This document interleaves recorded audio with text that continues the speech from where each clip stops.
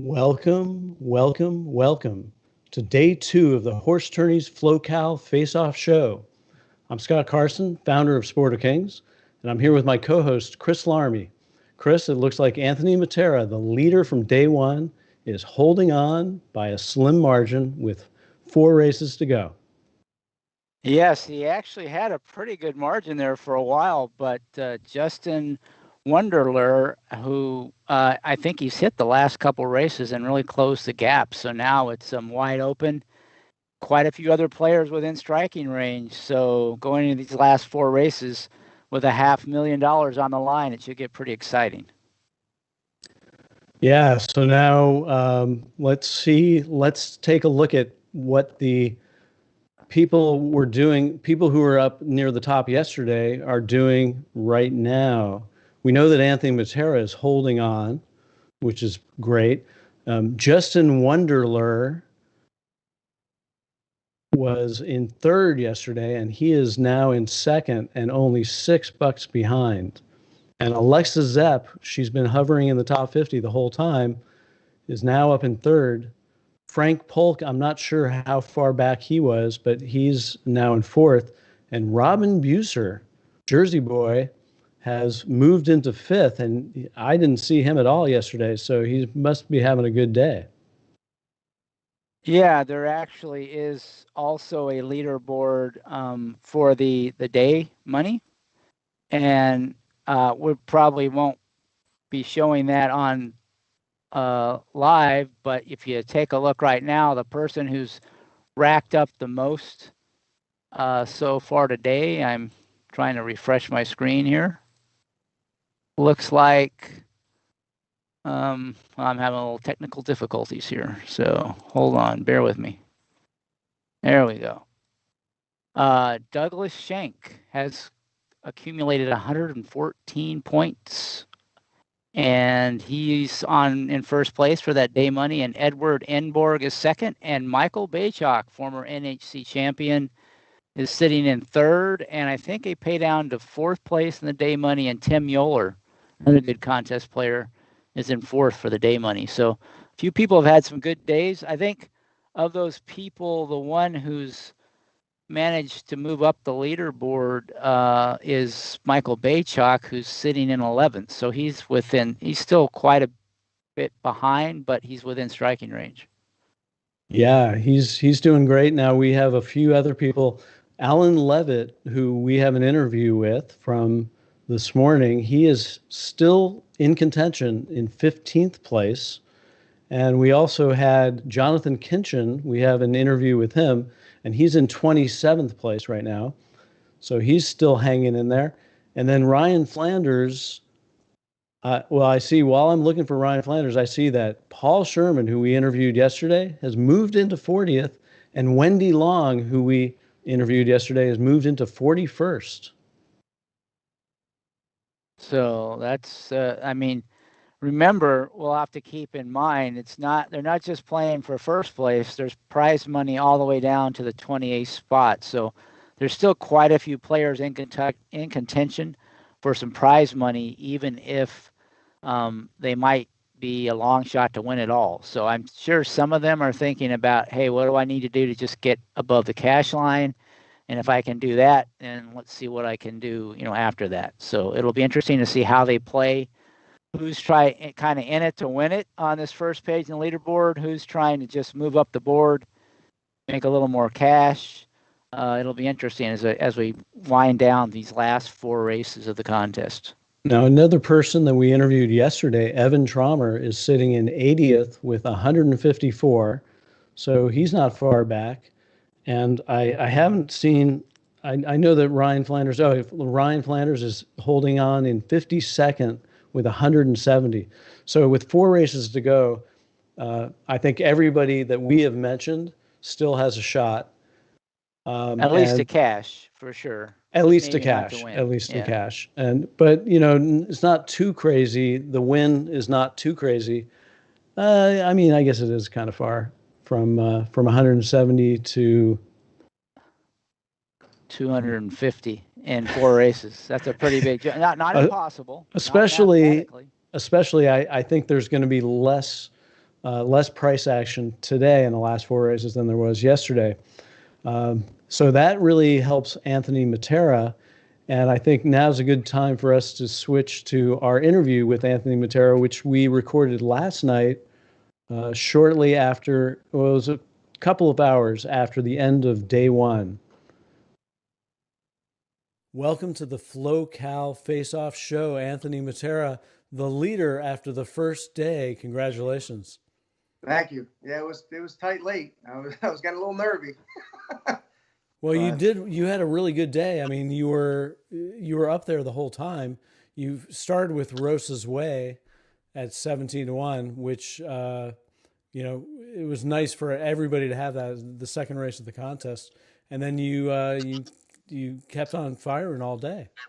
Yeah, I mean, it's nice to be lucky, but I actually did pick and pray the whole day, and I didn't change anything other than there was a scratch I had late in the day. But late in the day, I wanted to go with I had Bohemian Bourbon, and I should have switched to the 2, but I just said it's been working so far today, so let me just stay with what I did. And then even in the last race, I was thinking of switching to the favorite because the guy who hit the price before me, I stuck with Bob's Sniper, which I kind of regret. But hey, it worked out. 14K.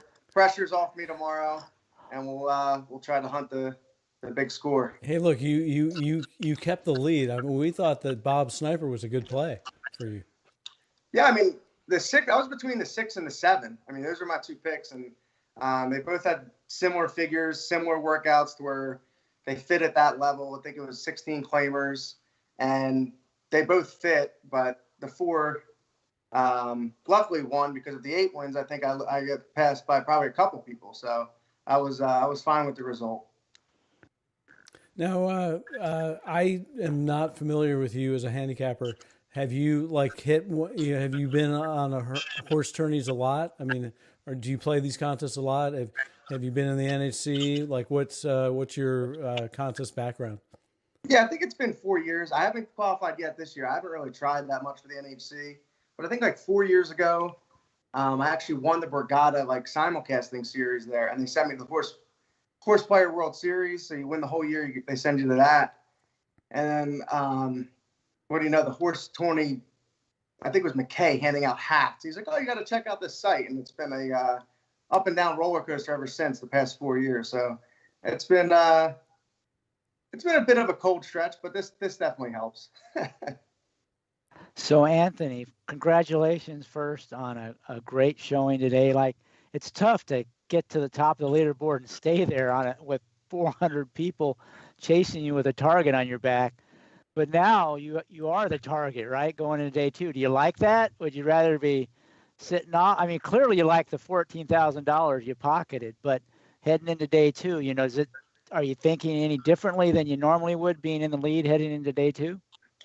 I'd rather be. I mean, can't beat first, so they're all behind me right now. So I mean, there's a lot of good players behind me. I'm not going to change much. I'm just going to try to pick winners and probably do the same thing I did today with Gulfstream. I'll pick and pray Gulfstream, and then later in the day, I'll probably just keep my options open as we get closer to Santa Anita. But just pick winners and see where I stand. Have you already started handicapping? Yeah. Oh yeah. I'm pretty much done. Gulfstream. But we'll see. I mean, if there's a couple short prices, if maybe I'll take them, maybe I won't. I don't know. Well, I still have to handicap, and I mean, I'm not in the contest, but I still am handicapping because I'm playing mythically along with you guys. And Are you beating I got like about 112 points. So I'm not completely out of it, but I'm not in the top 50. Yeah, you're in the mix. I hope you beat me, but I still come in first. That's right. I can beat you, and you can still win the 200,000. That'd be nice. So, do you normally play Santa Anita and Gulfstream? And if so, do you have a preference with one over the other, or? I definitely have a preference with Gulfstream. I mean, I own a few horses with my partner, Rich Averill, who's mad at me because I usually ask him to go on these tournaments with me, but I literally wasn't going to play. I got a call last second, like, hey, why aren't you playing this tournament? I was like, I don't really feel like it. Football's on all day. And the guy just said, oh, you got to play it. So I didn't even win my way in. I just bought in this morning and off we went. But I definitely prefer Gulfstream over Santa Anita. Not even close. Well, you definitely got your entry fee back and then some already. And yeah, who knows, it could really multiply tomorrow. Yeah, I mean, it's pretty top heavy. So, I mean, first is obviously the goal. But if I'm not going to be stupid late, if I have to position myself to win 80,000 or shoot for a long shot at to win the 200,000, I might just play it smart. But you never know. I mean, I usually go for it. Yeah, that's a good question, though. Today, being at the top of the leaderboard with that day money for day, prize money for day one, did that affect your decisions you made down the stretch? Having that day money to shoot for, did you play it a little differently than you might have? It was just halfway through the contest. It was definitely considered. Like I said, I didn't change a thing, but I was considering changes late, whether to take a favorite that, like in the last, I don't really like the favorite, even though it won. But that was my only consideration. Let me look at it here. I got, I love the McCarthy horse. North Pole, I think, missed the break. Stones River. Yeah, I mean, those were all going to be my picks. Tap Birdie at Gulfstream. Unfortunately, I missed the pick 6 somehow at Gulfstream, but I was alive for $1.20, the 2 and the 7 at Gulfstream. But what was the payoff? What was the payoff for that? If I could ever complain about it, they got to put the pick 6 payouts. They don't do it for the Rainbow Six for some reason. And I'm sure it was huge. I probably would have hedged if I would have got to know the numbers. Yeah, it was 73,000 for $1. So like 20 cents would be a fifth of that. Yeah, so it like, paid 14,000 for 3, and I didn't have the 3, unfortunately. But I'll take, like I said, I'll take the 14K with this, but we'll try to stay hot tomorrow. All right. Well, hey, great to have you on the show, and thanks for doing it with us, especially tonight after a long day of handicapping. And good luck tomorrow. Hope you take it down. And we're back, and we are ready to handicap the 6th race at Santa Anita. There are only 4 races to go, and now, these are the times when things are getting stressful for these players. Chris, the first thing we should do is handicap this race. Who do we like in this race? Who do you like just in general to win? And then we'll worry about contest strategy. Well, the horse I'm most interested in is the 4-horse Raging Whiskey, who's coming off a long layoff, but he has some good workouts, and he flashed a lot of talent as a 2-year-old, and he has some speed, and I just think he might, if he's ready, he might run a big race in here at a price. And most of the players probably are looking for a price unless you're at the very top of the leaderboard. So number 4, Raging Whiskey, I think is a live long shot in here. Number 4, Raging Whiskey, who's currently going off at 7-1. That's where his morning line is 8-1. He is currently 7-1. He's projected to go off at 10-1, based on the DRF algorithm. Okay, and I actually just noticed that Captain Scotty, who was going to be the favorite, is scratched. I didn't realize that he scratched. Running a little behind here, so now I see the horse that I thought was going to win the race based on looking at the initially handicapping the race. I thought it was Italiano, and unfortunately, he's 3-2 now because of the scratch of the morning line favorite, Captain Scotty.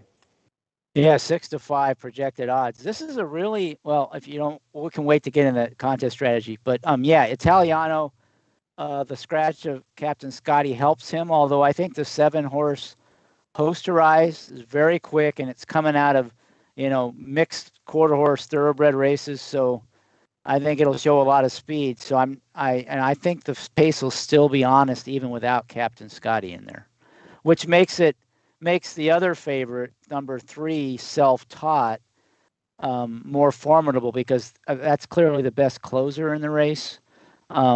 It's projected to go off at 2-1, but if you think that it's going to be more than an honest pace and you want the horse coming from back a bit, Self-Taught looks like the play, the number 3. Yeah, I had Posterize as my price horse, even though I do recognize your 4 horse is definitely a contender. For, at a price is definitely has a shot. I do want to look up the Doug O'Neill stats on horses off like a year layoff on dirt, how they're going to do. But I think he does occasionally. Yeah, he's 12% at greater than 180 days. I didn't look at over a year. So that's the big question with him. That's why you're getting the price. Posterize is another, I mean, the horse is very quick, and without Captain Scotty in there, it might be the quickest horse in the race. So maybe it gets the lead and hangs on. So that's another one from a price standpoint that's not impossible in here. It's 9-1 right now. It's projected to go off at 6-1. Yeah, when I look in the PPs and I see horses that have run in quarter horse races or, short races at Los Alamitos. Well, actually, those are quarter horse races, aren't they? Yeah. Yeah, I mean, they really yards. are some mixed breed races. Yeah, they're going against a really quick horse. Those quarter horses are really fast out of the gate. So this horse has some gate speed and some natural speed. Yeah. So normally I kind of throw them out because I figure the only reason why they're even running is because Santa Anita is desperate to fill fields. However, this horse is 3 for 11 at Santa Anita. He's 8 for 11 in the money, and he's 2 for 8 in the distance, 5 for 8 in the money. So it doesn't really matter that he's been running in those quarter horse races. He's fast enough to win at this track, at this distance. And he's probably the horse that was helped the most by the scratch, because now with Captain Scotty in there, I would have been less likely to recommend you play that horse. But without Captain Scotty, it might clear. It could. It certainly will be fast out of the gate, you'd expect. And you don't expect it to get left at the gate, since it was breaking on top in these mixed breed races at Los Al. It had the lead in a couple, or at least one of those races. So it has a lot of natural gate speed. Yeah, so I think we should switch over to the leaderboard with the live racing, so we can see. Actually, we still have 3 minutes, but. So let's talk a little bit of the contest strategy, because this is an interesting race where, when you have a small field and you have 2 real heavy favorites, there are going to be 3 or 4 long shots that are 2 or 3 in this race where, they have a legitimate chance to win. And what's bad about the leaderboard is a lot of people will have those horses. So you could potentially really get run over in a race like this near the top of the leaderboard. So I'm going to be real interested to see what the top 2 or even the top 3 players do with this race, because they're trying to beat each other, which means they're looking for the most likely winner. But if someone other than the 2 favorites wins, they could find themselves in 5th or 6th or 7th or 8th place all of a sudden. So this could be a real interesting race to kick off our coverage from a strategy standpoint, and what the results might mean in terms of the leaderboard.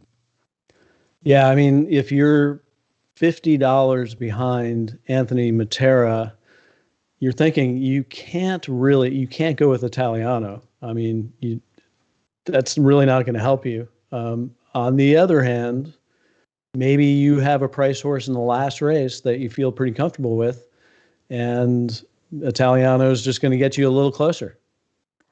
Yeah, and could move you up the leaderboard because it's pretty compressed, right? So maybe not 50th place, but say you're like in 25th or 30th or 20th. You win 6 or 8 points, that might move you 4, 5, 6 spots up the board. So, I mean, that kind of depends on what your objective is. Are you really in it just to win it, or are you trying to maximize what you could cash within the contest? Both are legitimate things to think about, and depending on what your priority is, could lead you to a very different choice based on your handicapping opinion of the race. Well, here's my, my mythical contest playing. I was doing pretty good. I was in the top 50 about 5 races ago, but I got so busy that I was unable to even make selections for the races. So I've been stuck at 150 points. Now at assuming that, let's say that I was maybe up to 180 points. So let's say I'm 70 points behind right now. That would put you right now. You're with Roger Satina. He's right at 180. Let's say you're 38th place right now. Okay, so I'm Roger Satina. I'm thinking I cannot go with Italiano, and the reason I can't, at least based on my handicapping, is that I think that short prices are going to win the next two races.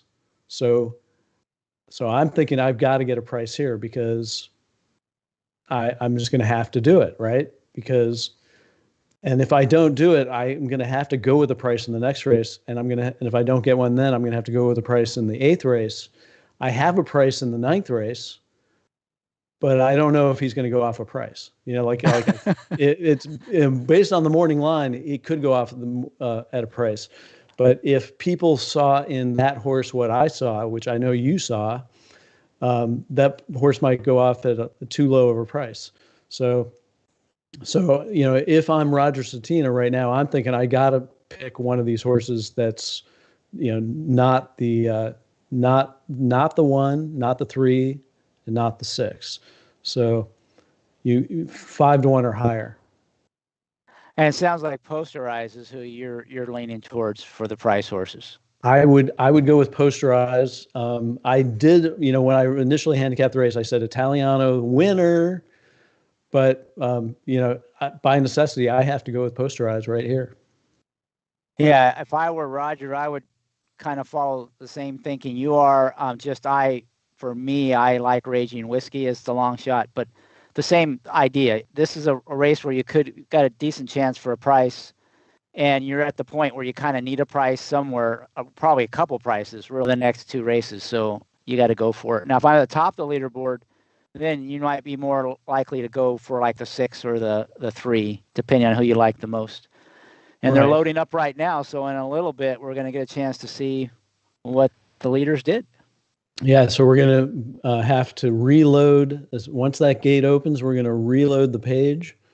We may have to reload it more than once. I look forward to seeing what people went with. And it'd be really interesting to see who Alexa Zepp and Justin Wonderler go with. And they are off. And the 7 broke well. And Anthony and Justin, the 1 and 2 players, have Self-Taught, who was at 3 to 1 last I looked. Alexa Zepp has Cartilate, who is also 3 to 1. Frank Polk in Posterize, so he would take the lead if Posterize wins this race. And Robert Posterize is surprisingly, Italiano did not get out of the gate very well, and Posterize has taken command early and is the one to beat right now. And he dropped down to 6 to 1. But looks like at this point, some of the other horses still are making a move, and 7 is kind of shortening stride a bit at the head of the lane. So this is anybody's race right now. Yeah, well, that Cartilate, but he's still hanging on. Oh, he's hanging on. I don't know if they're going to catch him. I think they're not. It's looking like, they're coming late. He's getting a little tired. No, he's going to do it. He's going to do it. It's a battle for second, and it looks like the 2 horse on the inside held on for second. It was the 2. So, hey, I hit. Yeah. You hit, and Frank Polk at hit. 6 to 1. 6 to 1. Now, 6 to 1 might not get him to the lead because he was 8 to 1. When he was as high as 10 to 1, and he was 8 to 1 when we were looking at him. Let's see what Roger Satina went with the 3. He should have been listening to this. Well, on the leaderboard, though, the 2 horse, I think, did hold on for second, and we had the 5th and 6th players on that horse, and that horse was a good price. And he was 12 to 1, yeah. Right, and it's a short field, but the 2 big favorites are out of the place pool. So you could get a good place price on both the 7 and the 2, and this could be a really tight leaderboard when we refresh it once this becomes official, because 3 of the top 6 players are going to make a pretty significant move up the board, and one of them might even be in the lead. I doubt it, but it all depends on what the place price is. It's the field is too short for Posterize to have a big enough place price. with only 6 horses, you're just not going to get giant place prices. Well, it depends on how heavily they played the favorites in the pool. So let me just take a look at the pools for the race. Probably get an idea. Let's see, on the place pool, we had the 2 and the 7 come in, and it probably isn't going to be enough, but it will actually be better than you would think given the small field, because a big chunk of the place money was on those 2 favorites. I think we need to. Normally, we would go to the next interview at this time to wait for it to become official, but this is such a nail biter. I think maybe we should wait till it's official, refresh our leaderboard, and assess where everybody's at before we go to the interview with Jonathan Kinchin. Yeah, and that was a good pick by you, Scott. I think that horse definitely benefited from the scratch of Captain Scotty, and without him in the race, took control in a cheap race like this. So I'm just gonna assume that I had the 180, and then I took the price with Posterized. We'll see what the payoff is, and we'll see where I'm at, and that's how I'm going to play it. I'm going to represent the people with the that are sort of still pretty far away, but not like completely out of it.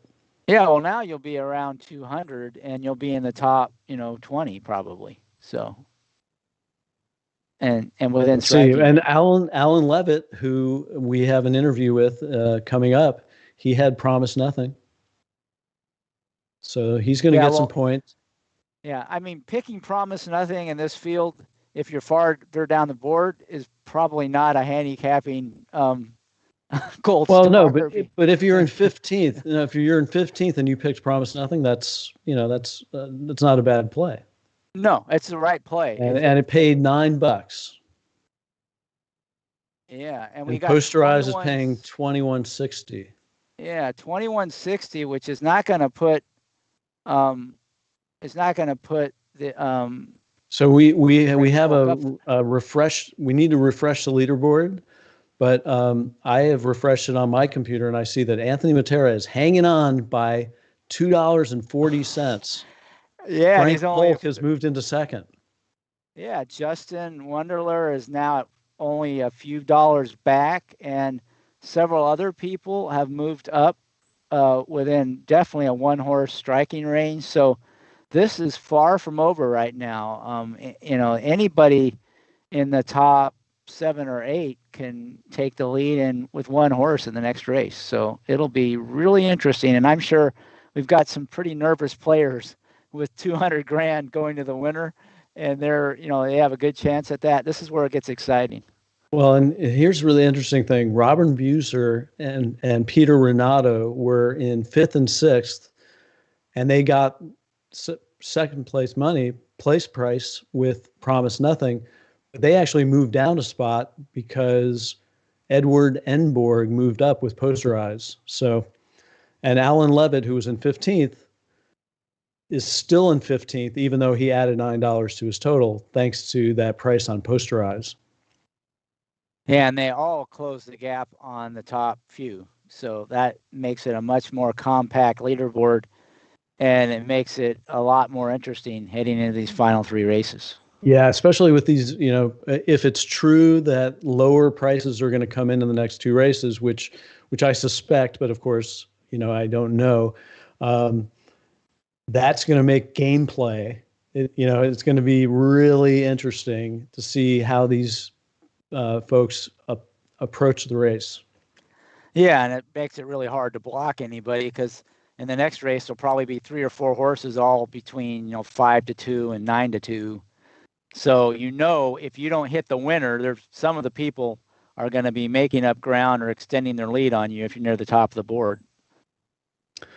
All right. Well, while we wait for the next race to come along, let's switch to an interview that we had with Jonathan Kinchin, who was in 11th place last night. And did we see who he picked? I see that Ryan Flanders picked Posterized, and he moved into 29th. Jonathan picked Cardilate, and he's in 33rd. He's 5 spots out of the money right now. So let's switch over to the interview with Jonathan Kinchin, and we'll be back shortly for more handicapping. Welcome to the Flo-Cal Faceoff Show, Jonathan. What the heck happened today? Well, you're so hot. You're so hot. You must be smoke coming out of that hat. What's funny is I'll tell a funny story about that. But my first question is, I heard you guys had Anthony Matera on, and I want to know, did he say something bad about me? Because I know he said something. I just want to know what it was. No, we're having him on after you, Jonathan. So we can relay a message to him if you have anything you want to say to him. You want to throw down the gauntlet or anything here? He's the guy to catch. Yeah. I mean, he knows I'm coming for him, so there's nothing to talk about. It's funny. It's crazy because as a horse player, my focus today was obviously on the pick six at Gulfstream. And so I played the pick six, and I was fortunate enough to catch the pick six. And then congratulations. Thank you. And then I came back and I played the pick four at Santa Anita because I missed the pick five for some reason, which is good because like a $200 horse. And you guys know me well enough to know that I was not going to have that $200 horse. So I hit the pick six at Gulfstream. I played the pick four back, and I singled McCarthy's filly, Saninas, who I used in the contest. Oh, you singled her. Nice. You listened to our pod, I guess. I did. Actually, I listened to McCarthy tell me that he really loved the filly, and I tried to bet her the last two times she was at Churchill, and I thought Bejarano gave her bad rides and whatever. But I caught my favorite rider, by the way. Oh. I've already sworn off I'll never play another horse he rides. So anyway, another conversation. I caught the turf sprint when Alexandra lost Joel Rosario. I caught that 2-horse. The only reason I caught the 2-horse, right? It's not science. This is just, I got lucky, is because I was alive. I had a $200 pick four to Alexandra and Jolie Olympica. And because I was alive so good there, I said, okay, these are the 2 horses that could ruin my night from a betting standpoint. So I'm going to use them in the contest. And I caught the 2, and now I'm in 11th place. And you're sniffing $200,000, which is more than you won in the BCBC, I think. Close. 377, but who's counting? Oh yeah, well, including your cash. 377.50, right? Yeah. Okay. Yeah. What's funny is I feel good because you guys know me well enough to know that and I admire the way you guys play, and Chris, I love the work you did last NHC when you pointed out that we basically finished with the same dollar amount, but you didn't play a horse under like 11-1, and every horse I played was under 11-1 or something along those lines. And being in position tomorrow while others are reaching and trying to bomb away, I can play my game tomorrow. And I just feel good. I'll play 6-5s. I'll play 3-5s. I'll play whoever I want to play to just kind of inch my way along. And hopefully in the last 4 or 5 races at Santa Anita, I'm in position. I don't have to bomb away. And so I'm very, very, very grateful that I got to this position where I can just, play my game. All right. Well, so I got to ask this question because our viewers want to know. We know why you picked Charmaine's Mia. Why did you pick Malachi Mischief? Was it just because you were just because you were already sort of in the top 50 at that point, so you didn't necessarily need a bomb? Yeah, that was a situation where I had done picks for the race, and I thought the 4 and the 5 were the most likely winners of the race. I was a little bit concerned about the 5 dropping after running for 75 at Oaklawn in the spring, and I thought, well, those are the horses that could probably win. And then I thought the 7 and the 8 were the most likely of the bombs to kind of run. And dude, I was honestly, I was 5 beers in. I had already hit the pick 6, and I was like, whatever. I'm going to go with the longest price shot so that I could have a chance to try to do something tomorrow. And man, when they turned for home, I thought I was going to win. I thought the 8 was going to win. Yeah, I mean that would have been amazing. Yeah. And actually, it's Malachi Moxie, but I think there also is a horse named Malachi Mischief that ran a few years ago. But like Chris and I were talking about it, when you're in one of these contests and there's a race that you don't have a horse you love, and anything could happen in certain races, right? And this is one of those races. This is one of those races where you can pick the bomb, and you did, and it paid off. I mean, it was still only place money, but still a solid 14 points.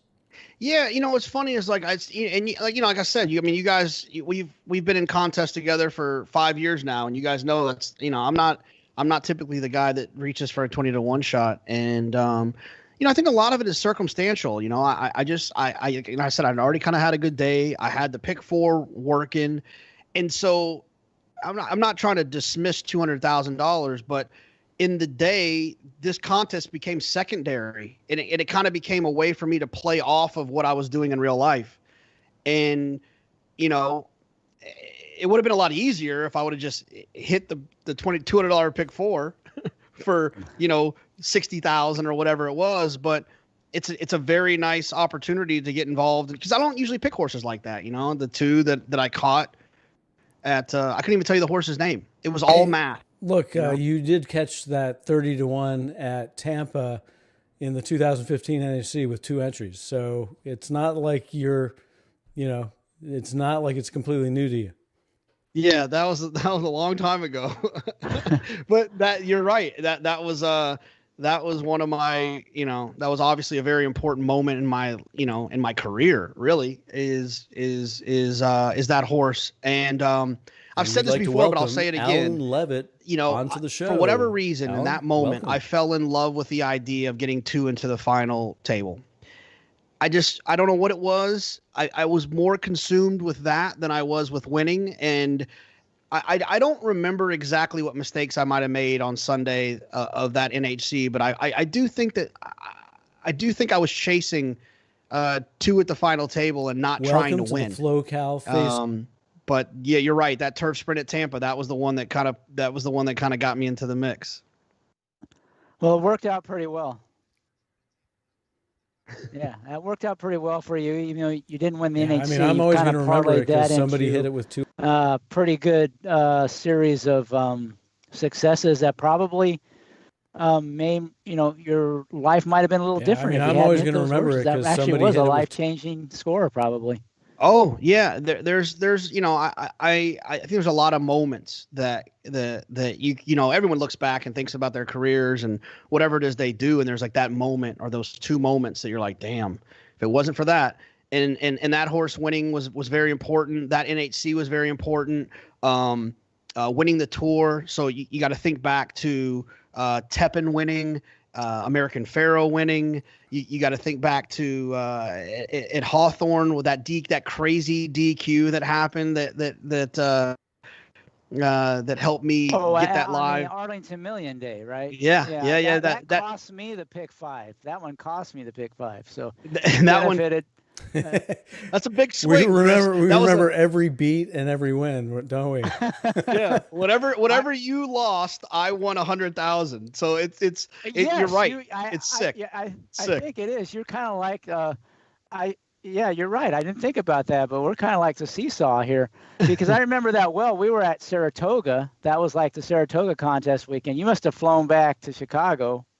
Yeah, you know what? I did. I flew into Chicago from. I left Albany and contest player and recently qualified for the NHC. One of our friends, and I know you guys know Eric Bialik, picked me up from the airport at O'Hare, and we went to the OTB over by Arlington Park, and I remember betting like $100 to show on a Todd Pletcher first-time starter at Saratoga, because the bet that I had laid out, I needed another like $8 to be able to have enough money to bet it the way that I wanted to bet it.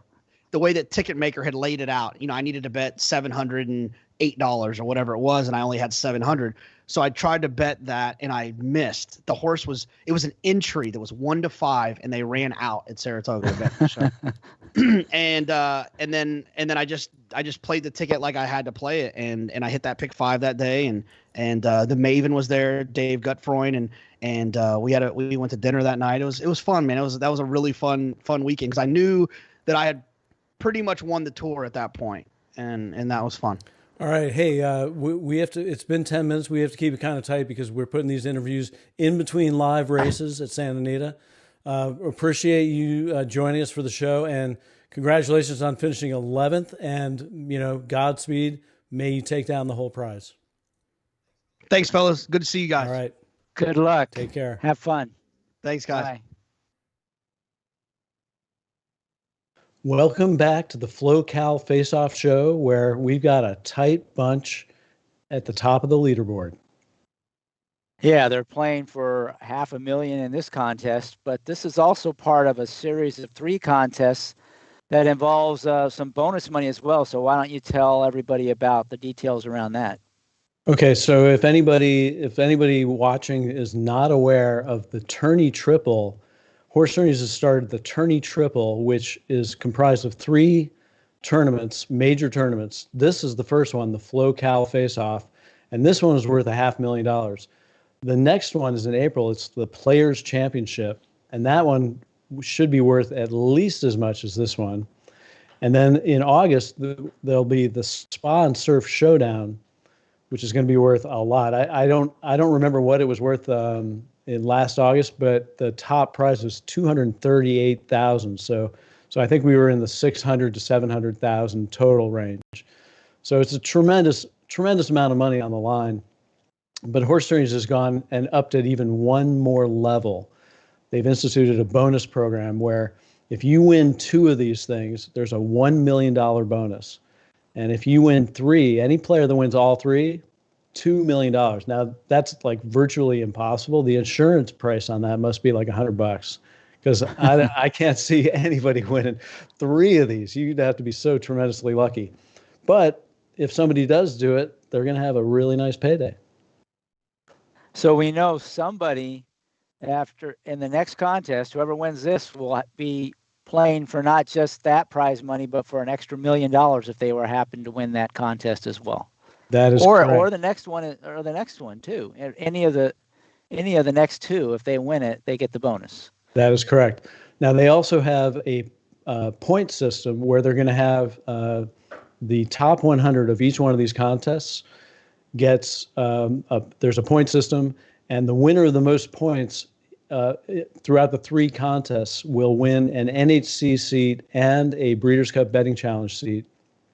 And that's the top prize. The second prize, second best, will win a BCBC or Breeders' Cup Betting Challenge seat. And the third place person will win a seat to the big one, which is an online tournament held by HorseTourneys. Used to be at Laurel, but was held online last time because of the pandemic. Yeah, so those points add another layer onto everything in terms of what people are playing for. Probably won't influence people a whole lot today, but in that third contest, if you're near the top of the points board and you could win a BCBC spot or an NHC spot, that might change the way you play in that contest as well. But for now, I don't think that'll play into it much. People will be happy to pick up some points here, but I don't think that'll influence the horses that they pick in these last few races. All right. Well, because I love seeing the actual races up on the screen. I think we should switch to the live racing screen that has Santa Anita, even though we're 6 minutes to post. But since we're going to be talking handicapping this race, we might as well have that up on the screen. So hopefully producer AJ can switch us, and we can start talking about the 7th race. Who do you like here?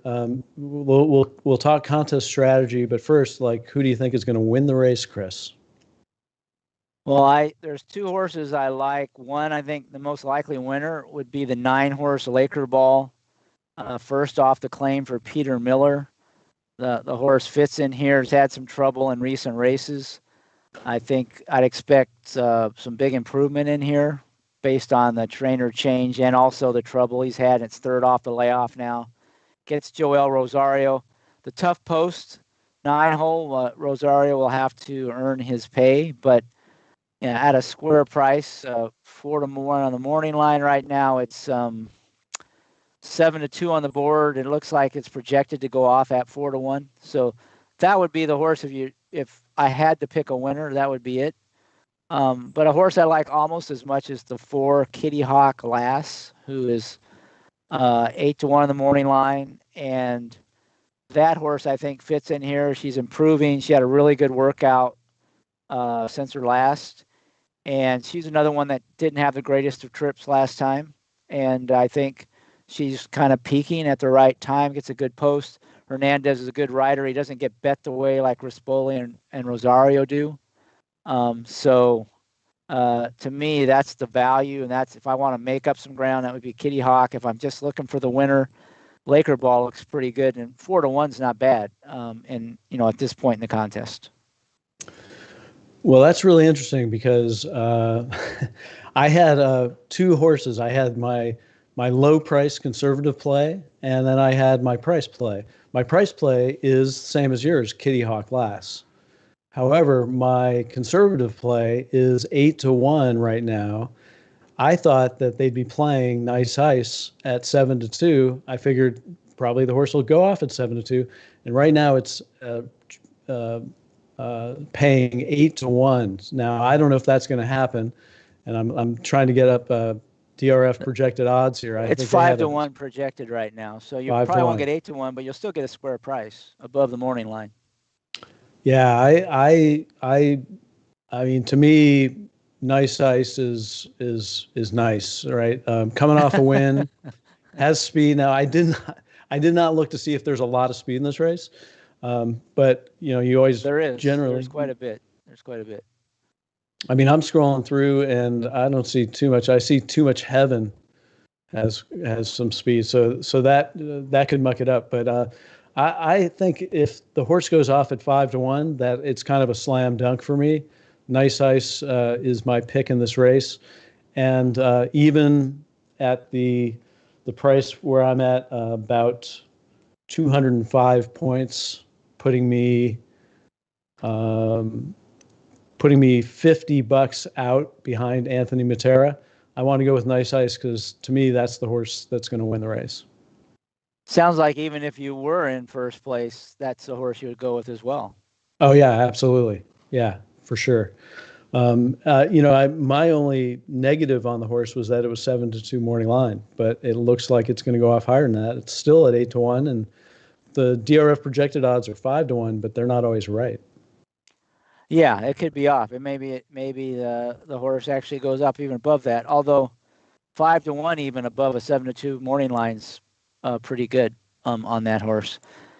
I was just looking at them in the post race and stuff. The 9-horse Laker Ball looked really good in the paddock and in the post parade for anybody who cares about those things.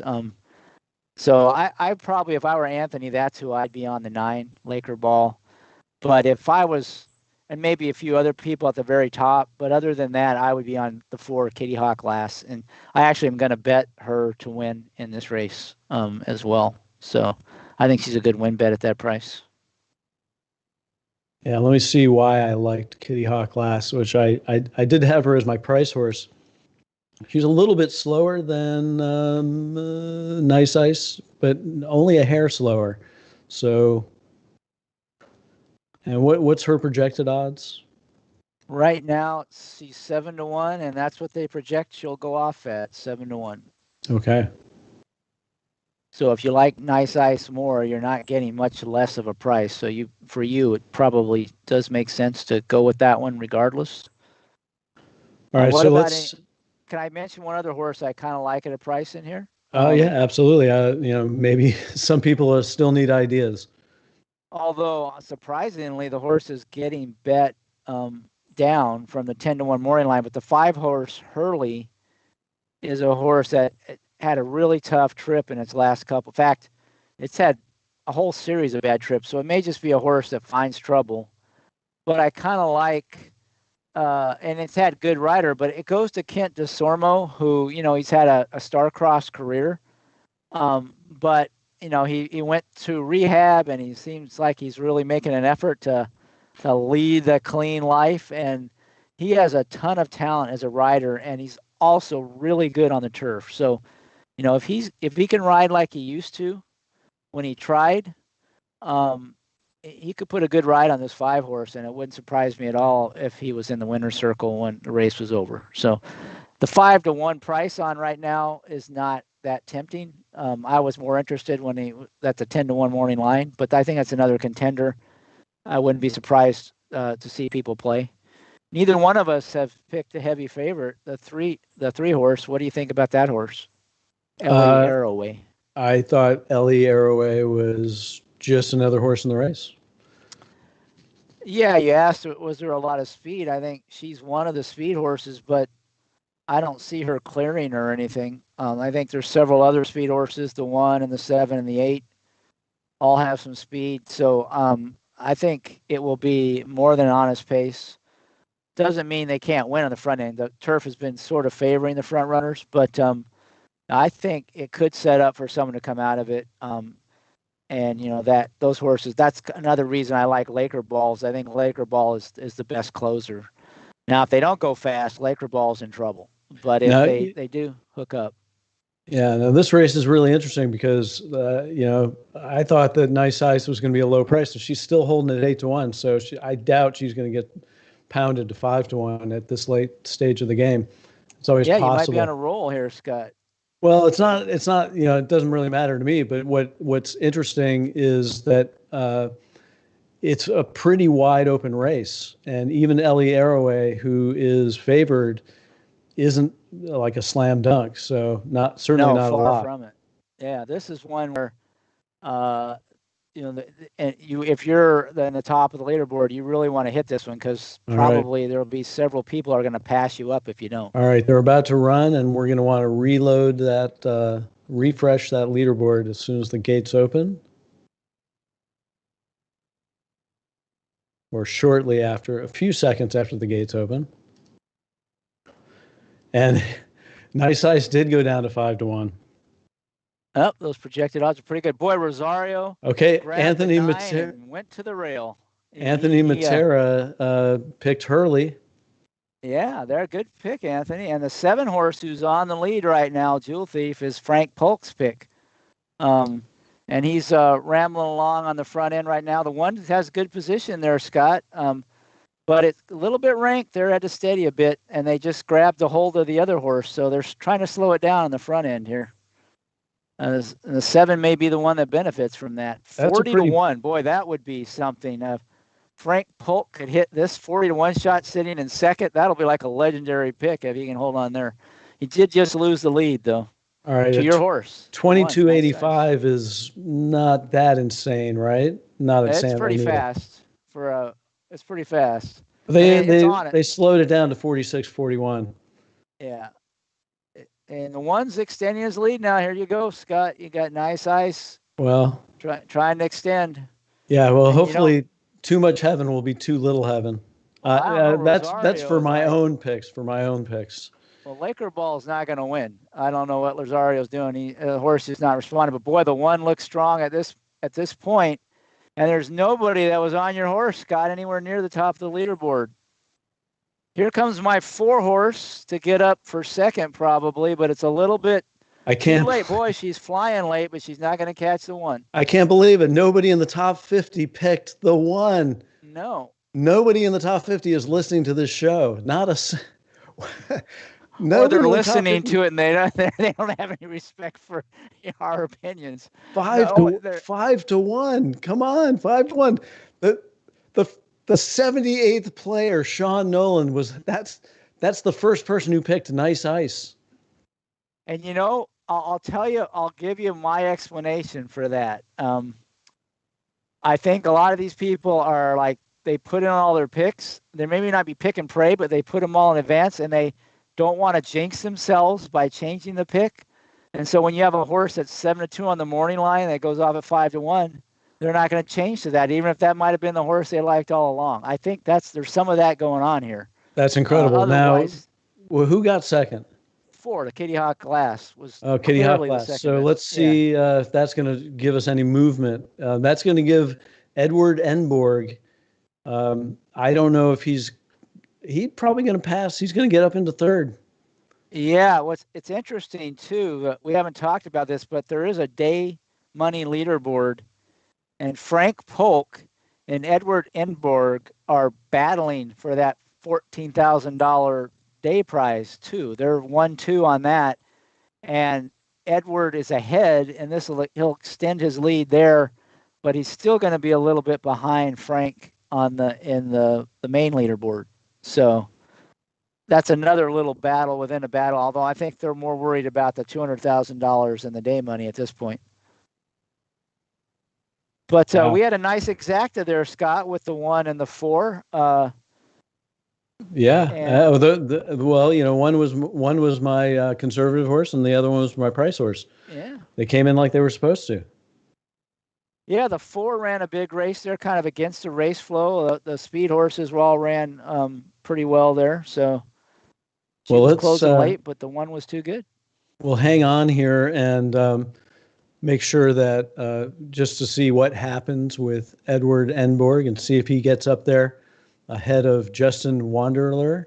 Peter Renato also had the horse. Dylan Donnelly in 10th had Kitty Hawk Glass. Ryan Valerio also. So, 4 people in the top 11 will gain some pointage. It's a pity, though, that Nice Ice, I'm shocked that nobody you had to go down to 78 to get somebody picking that winner. I'll tell you, I'll bet you people were reluctant to change their picks. Even some who like Nice Ice thought it was going to go off at 7-2. Yeah, I mean, still, like 7-2 it's okay. I mean, nobody in the top 10. 7-2 would have helped. Yeah, I'm a little surprised that there weren't. Really am surprised that there weren't, some people on that horse. So, but the bottom line is that it's now. Let's think. Is the race official yet? It's official, and $19.20. 19.20. $7.60 for the place. So that'll put. Let's see. He's not going to quite get into. Not going to quite make it. But it moves him $7.60 closer to the top, the people ahead of him. So that's a big difference. Yeah, and the total prize money, 4th is $30,000, 5th is $25,000, and 6th is $15,000. So there's a big difference between 5th and 6th.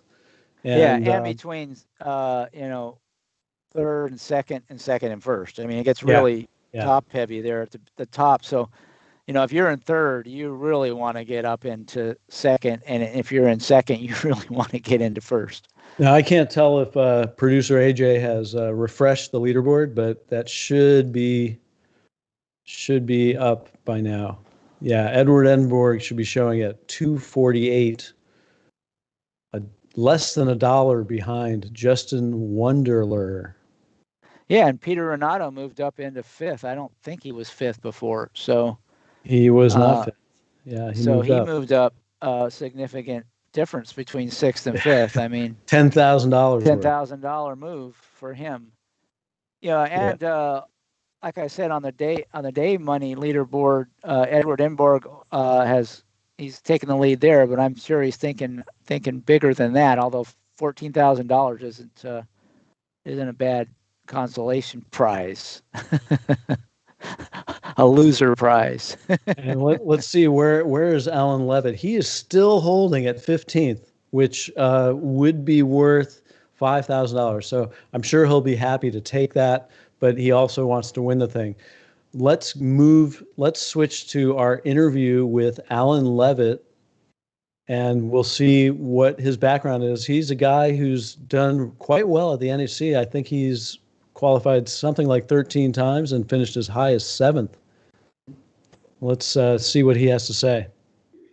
And we'd like to welcome Alan Levitt onto the show. Alan, welcome. Oh, thank you. Thanks so much for inviting me here this morning. Yesterday was a very exciting day for me. It was. I was surprised things didn't start off so well, and I guess like Zenyatta, I finished pretty well, and hopefully things will carry on today if I'm lucky. Yeah, you're in fourth place now with a shot at $200,000 to the winner, so that should feel pretty good. I'm sure that if I had told you yesterday at the start of the contest you'd be sitting in fourth place going into day two, you would have been pretty happy about that. Yeah, no, I'm really very happy. I've been doing this for a long time, and you need to enjoy the moments like yesterday, and hopefully build on those moments to because these contests are a marathon and not a sprint, and I think it's important to keep a level head and hopefully be able to carry on today and be successful. So tell us a little bit about your past successes. I mean, what's the best you've done maybe in the NHC or any other contest that, the days where you had the good days? Yeah. Well, I've been doing this a long time. I mean, I've been a horse player. I'm almost 63. I've been a horse player since my mid-teens, and it's been something I've been interested in my whole life. And I work took a lot of responsibility for me, and I really didn't get into contest playing until about 15 years ago, when I had at first retired from work and found that it was something I was that good at, and I've started winning things like I won. ESPN used to have a contest where they would have weekend races, and so I won that. I won a Keeneland. Keeneland had for their entire meet, they had a contest, and I won it the first year that they had a polytrack on the track, and I won that. And then I started trying to make the NHC, and I've been lucky enough to make it. I think this will be maybe my 13th time this year out of 15 years of trying. And again, I've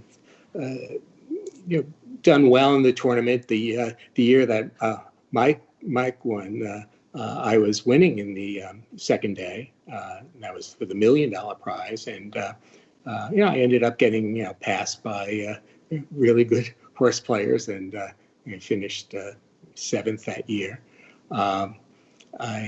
Last year I was doing well. I made it into the final day, and I forget, maybe I finished around 40th or so in that contest.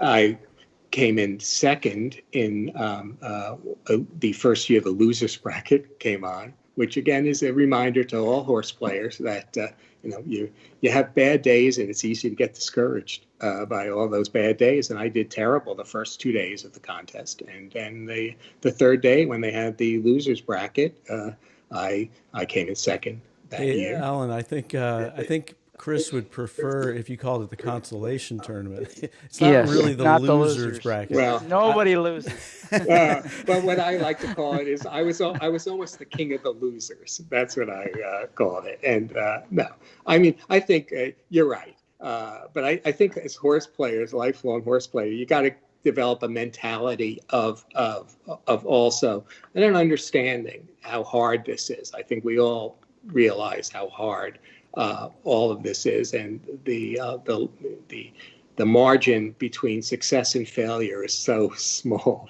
You watch these great. Speaking of Alan, you are the first person who finished highest in the standings, who had that maiden, that 99-1 maiden, just a command. Tell us why you selected that horse. I like that horse up I mean, up front, I liked that horse. In fact, I haven't even watched that race yet because I didn't even realize it had gone up to 99-1 because I think, what was it, 30-1 morning line, and I had to go in to pick up my daughter and her fiance at a ferry. Isolated on an island right now in North Carolina, and I came back, and all of my friends had texted me by then saying I had won on a 99-1 horse.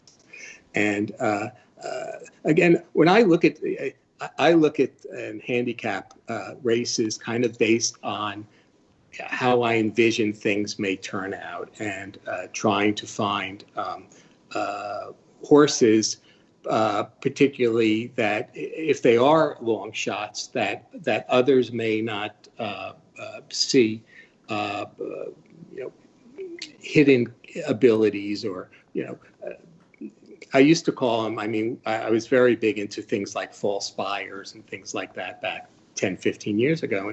And, just trying to find, by looking at the videos, that this horse is clearly better than what they may have shown before. And that was just an example. I mean, it wasn't chosen out of desperation. It wasn't, sometimes we will do that. I mean, I may have to do that, later today to pick something. But those are just kind of the things that I look at. Of course, I end up being sorry because you realize that I'm not a big money player, and I ended up putting a $2 win place bet on the horse, and you end up thinking, oh my goodness, I should have put a lot more money on it. But it's it wasn't done. I think it wasn't done out of really out of desperation. And one of the things I really do try to do is try to find other sorts of factors that may be involved that others won't find. It's this pari-mutuel world. I mean, we're all playing against each other, and particularly, I mean, I used to be very successful back 15 years ago because I was a data guy at that time, and there wasn't as much data around at that time, and so I was able to integrate a lot of stuff, spreadsheets, all stuff. And I think what's happened over the last decade is that everybody's involved. People are technologically well beyond what I have now, and so I have to keep looking and finding things that may be associated with a horse that others may find. I was successful yesterday. I think there were a couple of races I won that were made in races. Again, that's something I used to be good at due to pedigree handicapping that I've learned. People like Lauren Stitch, who I know, would help in terms of what sort of things to kind of look at within a horse's pedigree that may be successful as well. All right. Well, you apparently are still good at maidens, and congratulations on finishing fourth. And good luck today. I know the contest is getting started in a few minutes, so we don't want to keep you from seeing that first Gulfstream race. Okay, thank you. And, again, good luck to everybody who's in the contest today as well. We've got a great group of people who are in there, and I'm sure we'll get a outstanding winner. So, all right. Thank you. Thanks for interviewing me today. Yeah, thanks for being on, and we'll see you on the leaderboard. Okay, take care. Bye. And we are back at the Flo-Cal Faceoff Show and looking at the leaderboard. And it's time for us to look a little closer at the day 2 leader. And that is Edward Enborg, who is sitting in 4th right now. But he's on top when it comes to the day 2 prize money, which is worth $14,000. So if they were to stop the contest right now, he would win $14,000 prize money and $30,000 in overall contest money. So we're looking at $44,000 or $45,000, including the change. If we can hit the details on Edward Enborg and scroll down to the race 22, which is Gulfstream Park race number 1 for today, If we scroll through, we can see that he hasn't hit any major long shots. It's been a pretty formful day today. There haven't been any super bombs. He hit with Mia Martina in Gulfstream Park 6th, paid $12 or $18 total. He hit Weiser in Gulfstream Park 8th, and that was 12-1. Maybe it was 13-1, 12-1 for a total of $39.60. And then he hit Queen of Shades, which is, I believe, the biggest price on the day. Queen of Shades, 14-1, paid $44.80. So, without hitting any cappers, there have been no cappers today. He's done pretty well and currently sits in 4th and is in a great spot for day money with only 2 races left. Yeah, I mean, he hasn't hit the cappers, but he's pretty much hit all the price horses. So that's why he's leading for the day. It's tough to do, to catch. There weren't that many, but he's caught them all pretty much. So he's having a great day, and it's not over yet. He's got 2 more races, and if he can hit those, it might even be a better day. Yeah, because he's only $7 out of the very top prize. Yeah. And I've never heard of Edward Enborg. Have you? I don't know him. I don't know him either. There are 429 entries. I know there's some double entries, but that's a lot of people. So it's hard to know all the contest players out there. But the top of the leaderboard is pretty exciting. I mean, right now, even an even money shot is could result in a new leader. So we really get tactical here at the end on these top few players. Who are they going to go with in these, especially a race like this with a small field and a really heavy favorite in the 3-horse Kahira, who is, I think that's how you pronounce it, who's probably going to be close to even money, trained by Bob Baffert, ridden by Joel Rosario. Horse is taking a lot of money. Do you play that horse if you like it? Well, why don't we let's switch to the live racing screen so that we get it's always nice to see horses in the walking ring. So let's see if we can get that screen up. We'll still have the leaderboard so we can look at who's on the top, and we'll get a little view of the horses while we're at it, since we're beginning to talk about them.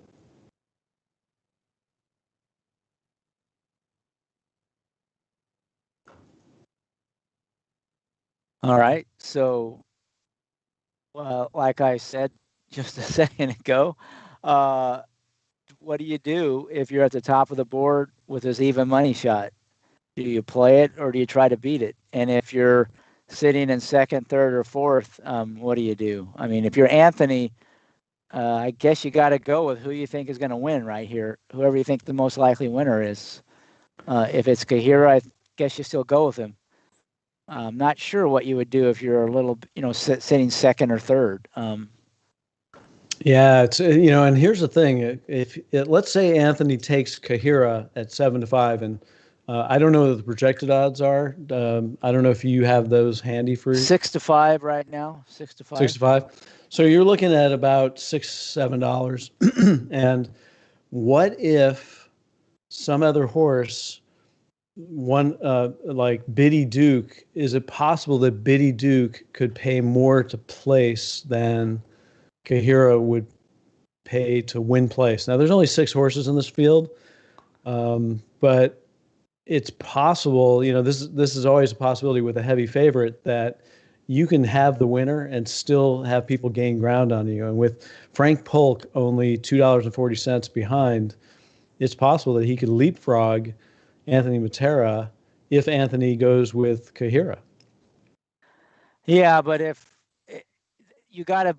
I would only do that if I thought Kahira might finish worse than 2nd, because if it finishes 2nd, it kills your place price, and the people who have him will have that place price on Kahira, so you don't really make much ground at all.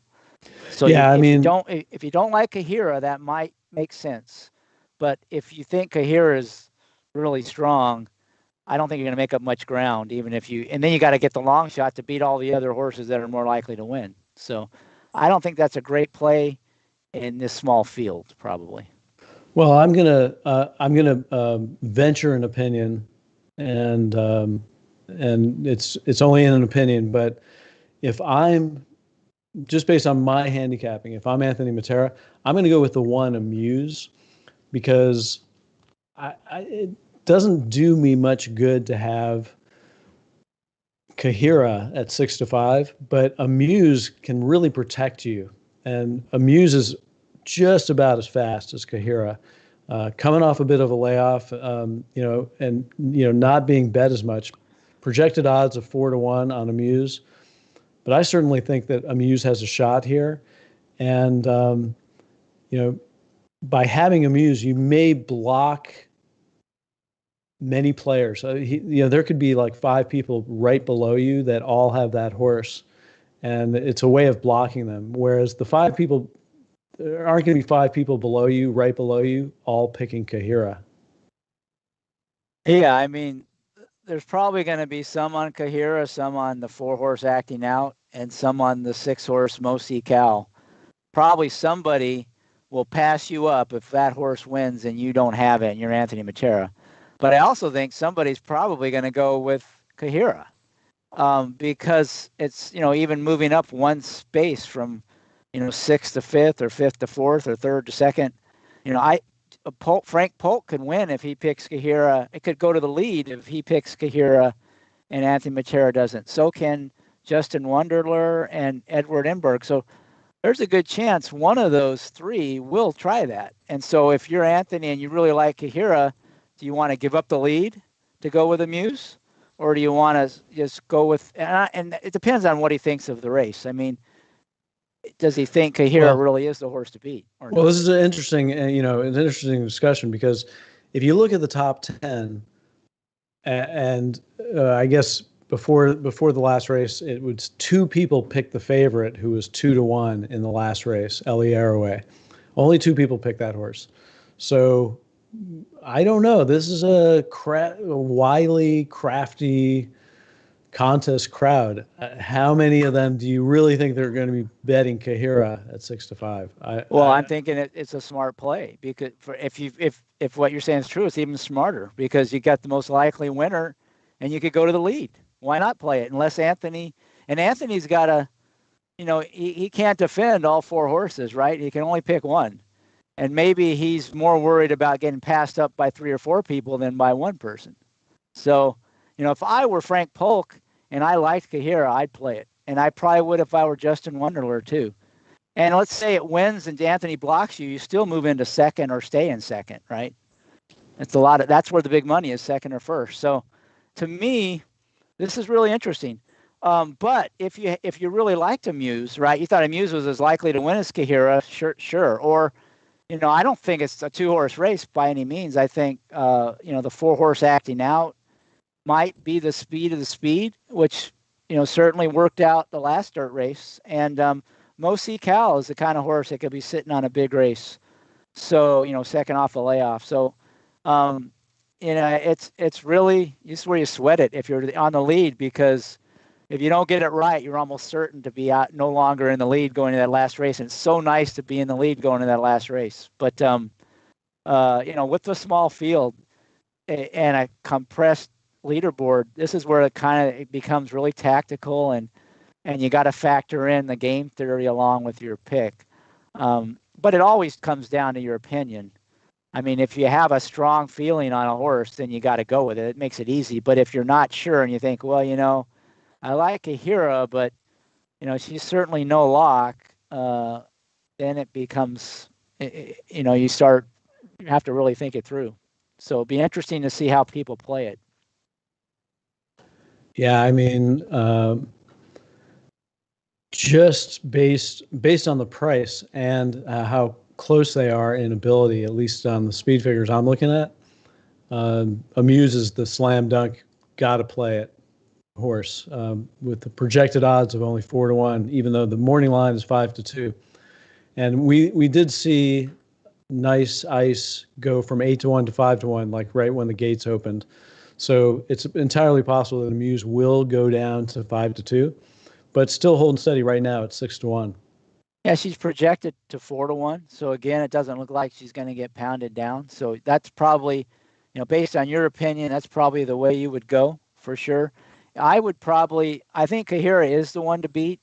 And I do think people might be reluctant to play the 6-5 shot in this field. So, if I were in the top 3 or 4 on the leaderboard, I'd go with Kahira. I just think it's the right play. It's a terrible bet if you were betting to win, but in a contest environment, it's completely, what value is a lot different than it is in the parimutuel world when you get down to the last few races like this. So to me, it would be 3. And if I needed more than that, if I'm not in the top, 3 or 4, I'm not against your one Amuse. I kind of like Mosi Cal, the 6 horse, as a horse that might run a big race in here.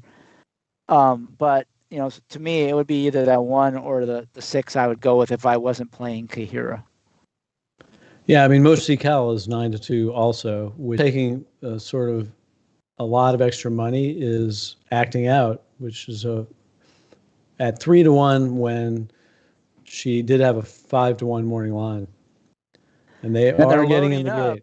They're getting in the gate, so we're going to get ready to refresh the leaderboard because this is going to be exciting to see, and we'll be able to then follow along. I'll just announce as soon as I see the refreshed leaderboard, I'll announce who the top 5 players have, and then we'll go with we'll spectate and watch the race.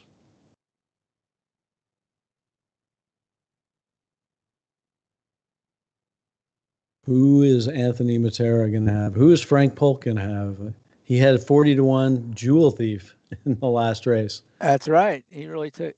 He wanted to put the field away. Okay, they are off. And the 4 horse broke very alertly. And Anthony Matera takes Mosi Cal. Frank Polk takes Biddy Duke. Justin Wonderler takes Acting Out. Edward Enborg takes the 1 Amuse, and Peter Renato takes the 5 Dynasty of Our Own. So the top 5 have 5 different horses. So we're going to see if the 6 doesn't win, we're going to have a new leader. So let's see what happens. And nobody in the top 10, as I somewhat predicted, picked Kahira. Not a single person in the top 10. We'll see if that was a good move or not. Well, like right now, Mosi Cal is looking pretty good. Yeah, so's Kahira. They're both looking pretty strong. And, Acting Out isn't out of it, but Kahira looks like the winner. Amuse has tons of horse. Amuse, look. Yeah, he's got a lot of horse. Look at it. Oh, he just has to get through. Oh, he's not getting a good ride. Well, all right, he's going to swing outside. And he's coming out, but Kahira just took off. Here comes the 2 horse late. Okay, Kahira got the jump, but like Amuse is at least going to get that place money. He's got it. All right, so whoever picked Amuse, this is why it would have been good for Anthony Matera to pick Amuse, because then he would have protected, because 2 people behind him had Amuse. Yeah, that doesn't mean they're going to catch him. They're not going to catch him, but Edward Enborg moves up, and he's probably going to move up into second with 1 race to go. Yeah, but if anybody had just picked the most likely winner, they'd be in first place. It was simple as that. So sometimes they outsmart themselves. I mean, that was one where you go with Kahira and you'd be in first place if you were any of those top 4 guys. If you were second, third, or fourth.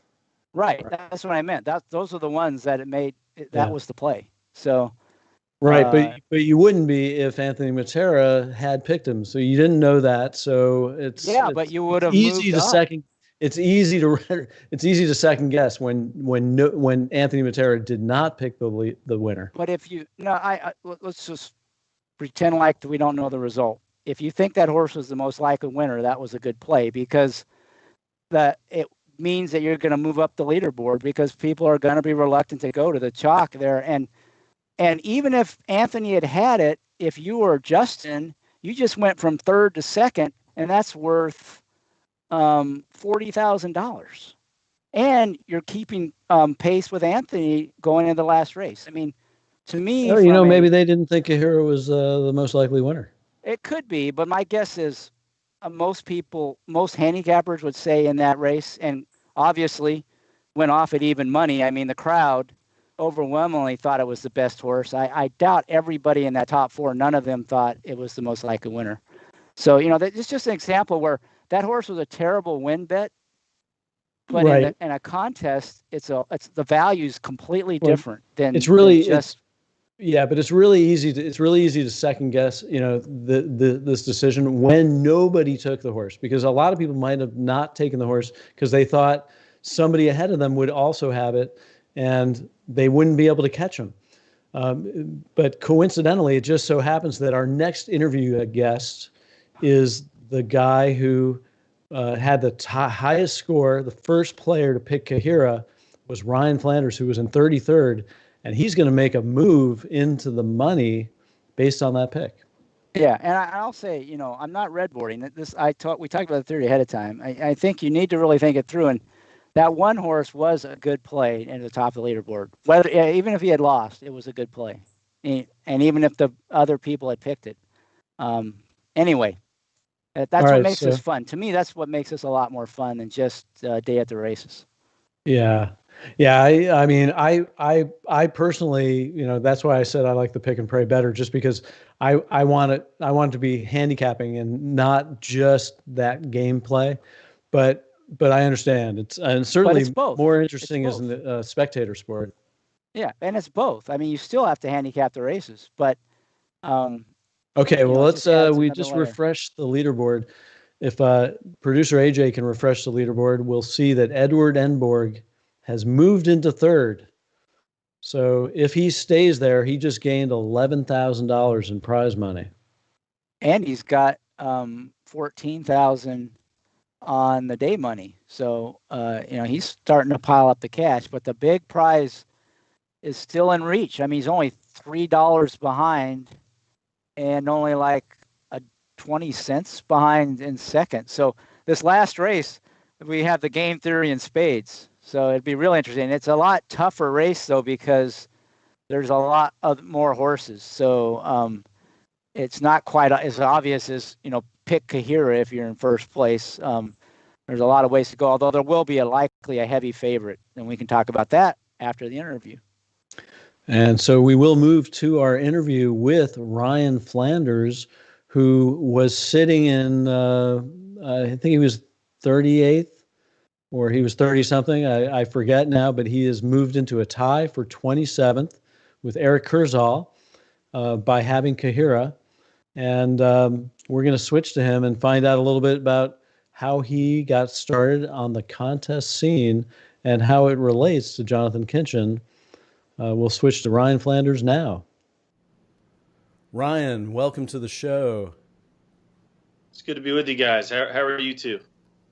We're good. How are you? Where are you sitting? In 21st place, I think.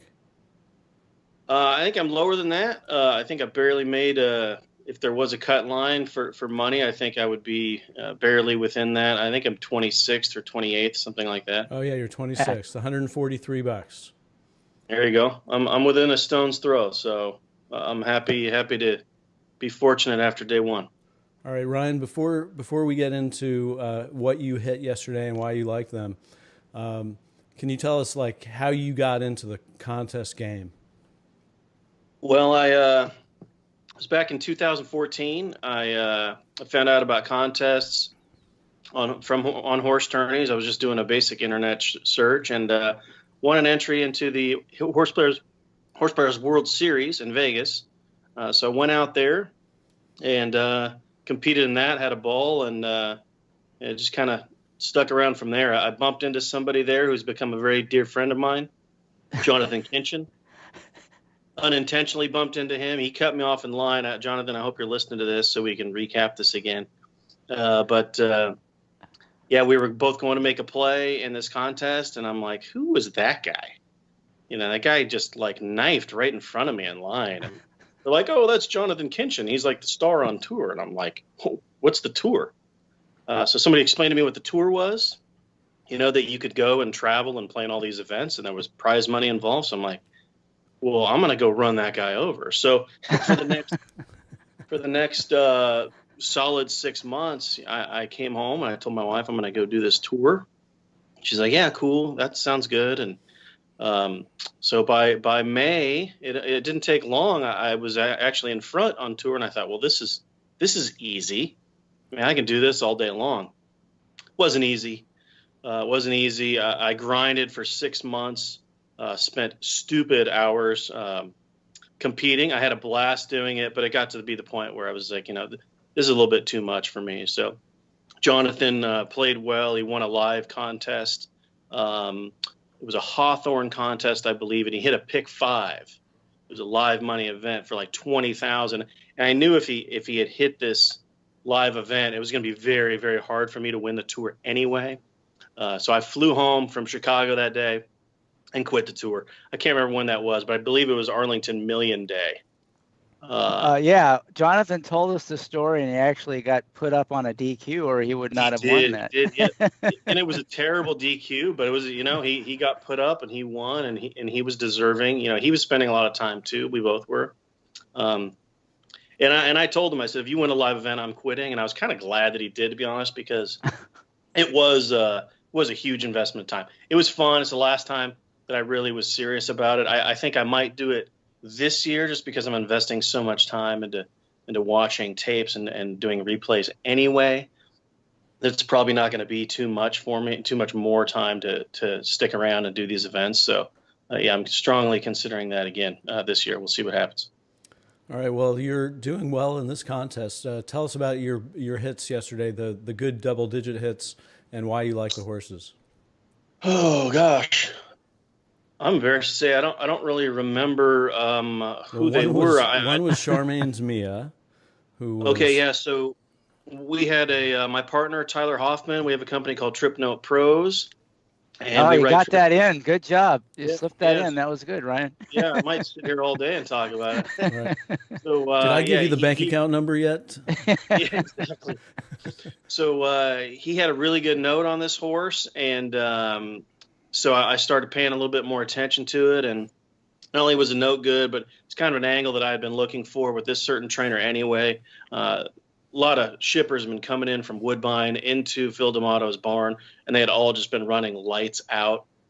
I didn't care for either of the favorites. I'd heard bad things about Jolie Olympica and how she was working, and I wanted no part of Alexandra coming from the clouds at a short number. So everything kind of fell into place, and it became an obvious play.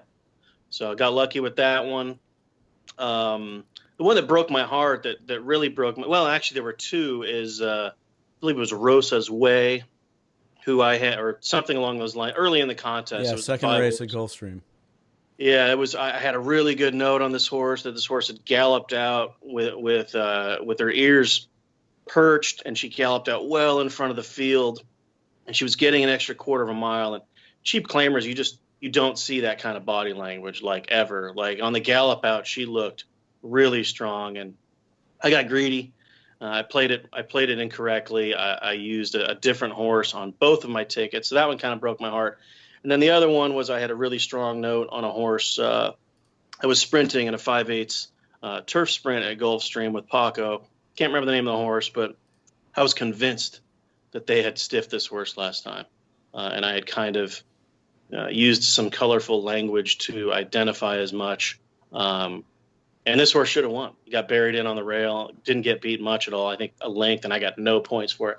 So that one kind of broke my heart because I had that one on both tickets, and I really liked that one. It's kind of one of my better plays of the contest that went up in smoke. Horse racing happened. Just got a little bit unlucky. What about the last race of the day, Malachi Moxie, which a lot of people had Charmaine's Mia and Malachi Moxie. Any particular reason why you picked that horse?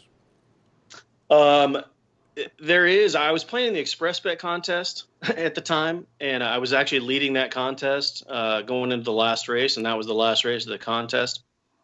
So my strategy was I was going to back wheel that horse in exactas, and I figured if she ran second, and I liked her anyway, and I had a little nudge from someone inside that camp. The rider that said she liked it. So I'd exchanged a couple messages with the mighty bug, Jessica Pfeiffer, that morning, and she had liked this one. So I thought, okay, that's enough for me to get involved. And, that price just kept on drifting up. So my plan was to back wheel in the exactas and play in the contest. And then if the horse ran first or second, I was going to have a great day. Unfortunately for me, I got stuck on the phone, got shut out of my back wheel in the exact, and it cost me the express bet contest. But I still got some points out of it anyway, so that was good. And I like paying attention to her. I think she's a pretty good jockey. It's awesome to watch her run. Her horses really run for her, and people pay attention to this one. Her horses, they switch leads like Grade 1 horses every single time. It's remarkable. I don't know what she does. I'd love to ask her about it, but horses run for her, and they don't make many mistakes. So I pay attention to her a lot. So, Ryan, do you have, given where you're at, you're probably about where you'd hope to be? I mean, obviously, you'd like to be doing well, even better, but you're doing well after day one. What's your strategy going into day two? I mean, do you have any sort of game plan, or are you just going to see how things unfold? Prayer. No, so I had a target at the beginning of the contest. My target was 280. I still think that's a decent target. I think things change a little bit when you get a lot of points. People change their strategies. I won't. I mean, my one strategy is going to be, I haven't capped yet, so I'm going to do that here in a minute. But I'll go through the last 5 or 6 races from Santa Anita. I'll try and map out the horses that I like, and hopefully I like some numbers where I'll be able to catch up, and I won't feel like I've got so much pressure on me early, where it's not such a critical time to be collecting points. But that's my only real strategy. I tend to not look at leaderboards. I think that's a good idea. A couple of years ago, I didn't look at a leaderboard until well through after day one. And then, of course, like an idiot, I looked at my phone and somebody had texted me, "Dude, you're still in front." And I was like, oh, perfect. So I kind of cracked under the pressure at that point. I canceled 3 winners of the last 5 races, and it cost me the contest. So that was a bummer. But I try to avoid looking at the leaderboard because it does nothing for you.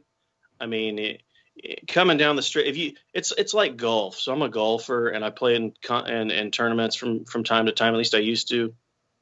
And you have an idea what the leaderboard is. I wasn't good enough to where there was a leaderboard out there, but I played in some amateur stuff, and you can just tell by the way the course is playing and stuff how the leaderboard is looking.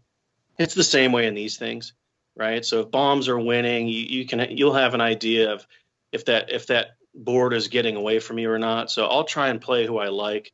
Up until probably 6 or 7 races to go, and then I'll peak and see what I need to have coming in. Hopefully, I'm in a position where it matters. All right, Ryan. Well, I know you have to get to handicapping. You haven't started yet. The first race is in about 40 minutes. So you better get going. Quick pick. Thanks a lot for joining us, and good luck in the contests. Thanks, guys. All right. Thanks for having me. All right. Take care. And we are back at the Flo-Cal Faceoff Show. And hopefully you enjoyed that interview with Ryan Flanders, pretty much a legend on the contest and handicapping scene. And we are looking at the live racing at Santa Anita. We decided to start really early since this is the last race. And we can also look at the leaderboard here on the right. We see Anthony Matera is hanging on to a $2.40 lead. He's had the lead, I think, almost the entire day, and he had it after day one yesterday. So he's in a good position. I certainly wouldn't want to trade places with him. If I were him, I wouldn't want to trade places with anybody else. Chris, what do you think about this race? What do you think? And what do you think about this race? And what do you think is the right play for Anthony Matera? Well, this is similar to the last race in that there's a real heavy favorite in the 11-horse Miss Dracaris, I think is how you pronounce that. And, she's like even money right now, I think, on the board. And if you watch her last race, you'll understand why she overcame a lot of trouble and won impressively. I don't think that guarantees it'll put her in the winner's circle. She has drawn the outside with Rosario. he'll probably drop back and make one run, but in a big field, a horse like that can get into a lot of trouble. So, the question for those people at the top again is kind of like with Kahira. Do you take that 6-5 shot, or do you look elsewhere? And it depends some on your opinion of the race. But if you really like Mr. Kari, I think you probably should play her if you're Anthony Matera, and that way you block those people that will. There's 3 or 4 people that could pass you if they play that horse, and you don't have a chance to make up ground afterwards. So, to me, if you're Anthony, you play the horse you think is the most likely winner, regardless of the price. There is a chance in this race, what you kind of talked about in the last race, is more likely to occur, and that is if somebody in second finishes, somebody behind him runs second on a bomb, even if he has the winner, he could get passed up. So that's one other thing to keep in mind from a contest scoring standpoint. He could pick the winner and still lose the contest in this race. And we've seen Frank Polk, he's been bombing away in that second position, right? We've seen him do that almost every race in these last 3 or 4 races. So Frank Polk is probably not going to be picking Mrs. Dracari's. I don't know if I pronounced Mr. Kari's. So he's the kind that might hit a second place horse, even if you won and pass you up. And the other players have been a little more predictable in terms of what they're going to play. But there's all sorts of live horses that, the 6 to 8 to 1 range that they could play as well. So I think everybody in here has a chance to win. Everybody, even in that first page of the leaderboard has a shot, because even if you're not in the first page maybe, but even if you're in 10th place, Joseph Muzio, he hits a cap horse in here, he'll win the contest probably.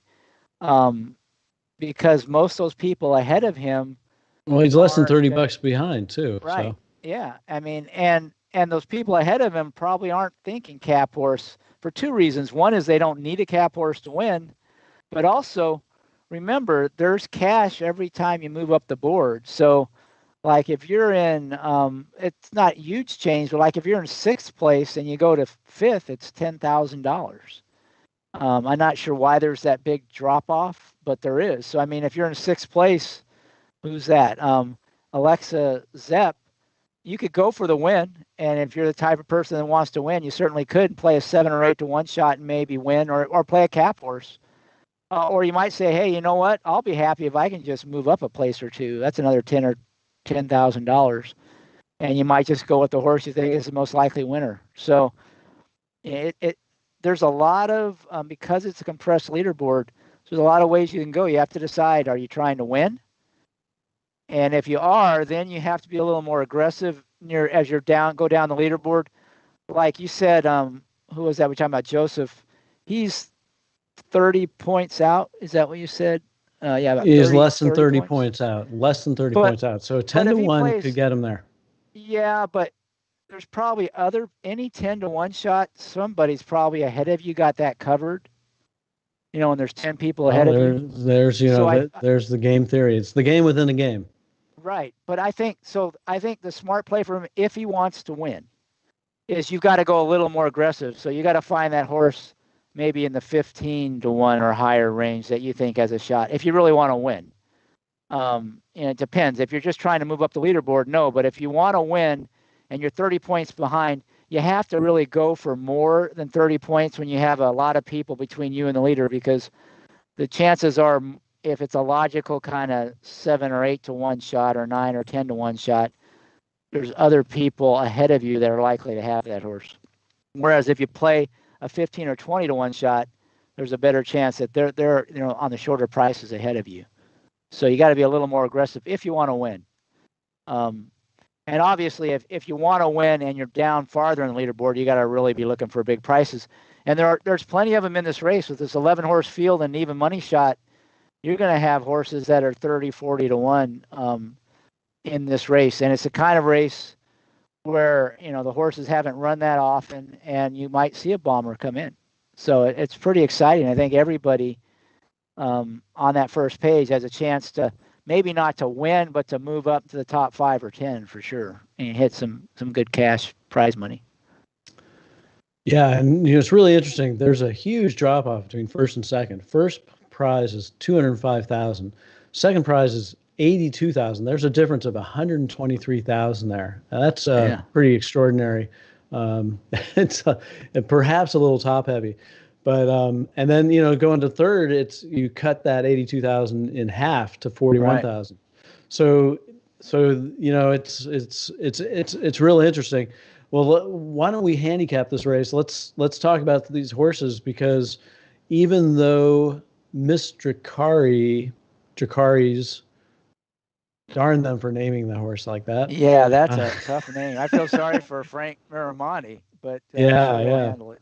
But even if you like that horse, the horse isn't extraordinarily faster than these other horses, and outside post, and also it won at Aqueduct, and it's a different course. I mean, how do we know that just because it won a maiden at Aqueduct, it's going to come to California and just boss this field? Yeah, and the outside post, and it's a come from behind horse, so it will have to work a trip. Has a good rider, but it's certainly not a slam dunk to get a good trip. And even it ran a good speed figure, and it looked really good, overcoming trouble. But that race kind of fell apart, so it may not be as spectacular as it looked either. So it might be a little dressed up, as Andy Serling would say, even though the horse had a lot of trouble. Those front runners were all tiring, and it was kind of a closer-dominated race late. So I agree with you. She's no lock. I would say she's the most likely winner, but I think she's a lot less likely to win than Kahira was in the previous race, where to me she was kind of a standout in that race.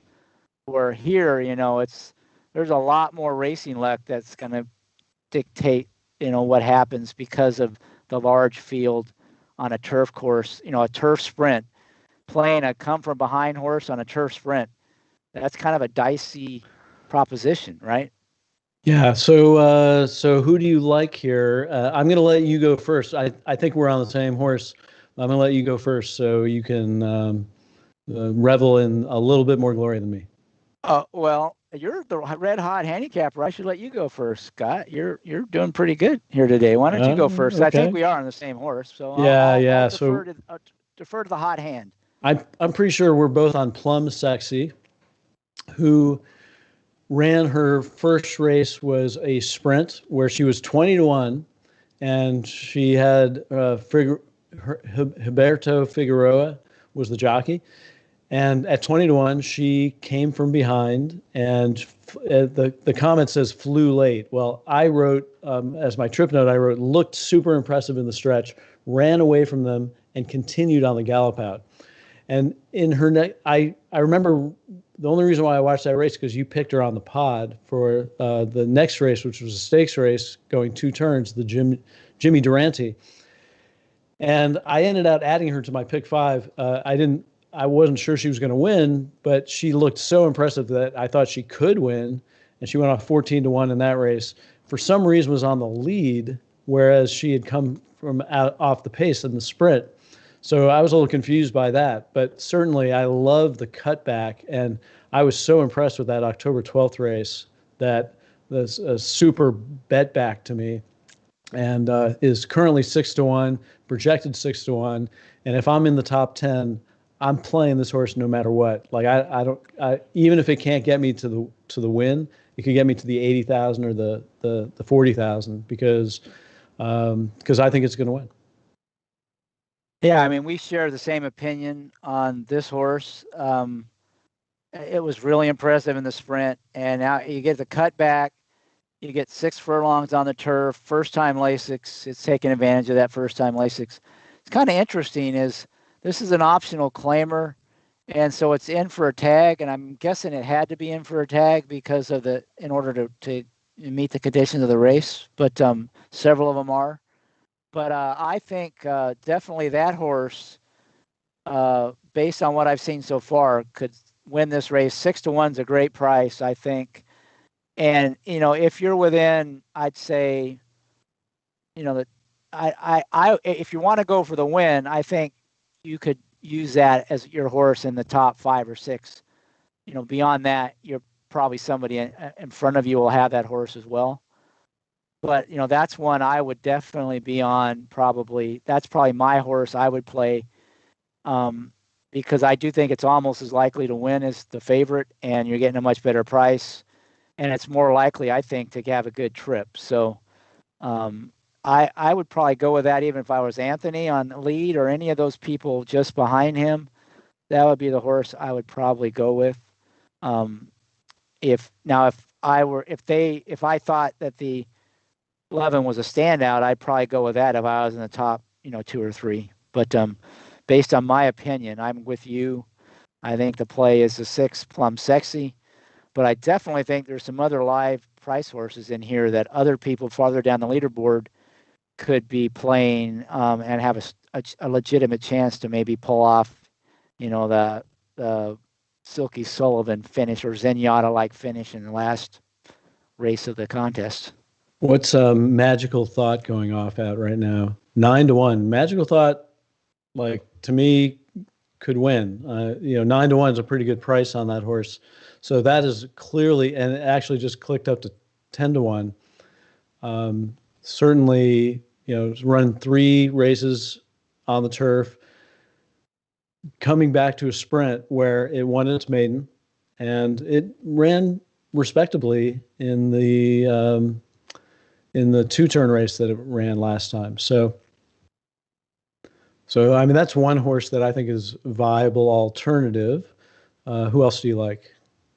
Well, I mean, if you need a price horse, there's several of them. The one horse, 5 picks, please. It's 25-1 on the board right now. To me, that's the kind of horse. It's stretching out. It's not stretching out much. It actually has gone 6 furlongs before. It's a speedy horse on the dirt, going first-time turf. It could, if it breaks alertly and grabs the lead, that's always dangerous in a turf sprint. Gets Rispoli as the rider. It's trained by John Sadler. It's a trainer change. This was running at Mountaineer, so it looks like this was a private purchase probably. And, with the barn change, with the kind of speed this horse has, 6-1 right now, there's no reason why you wouldn't want to play this in a contest if you need a calf horse.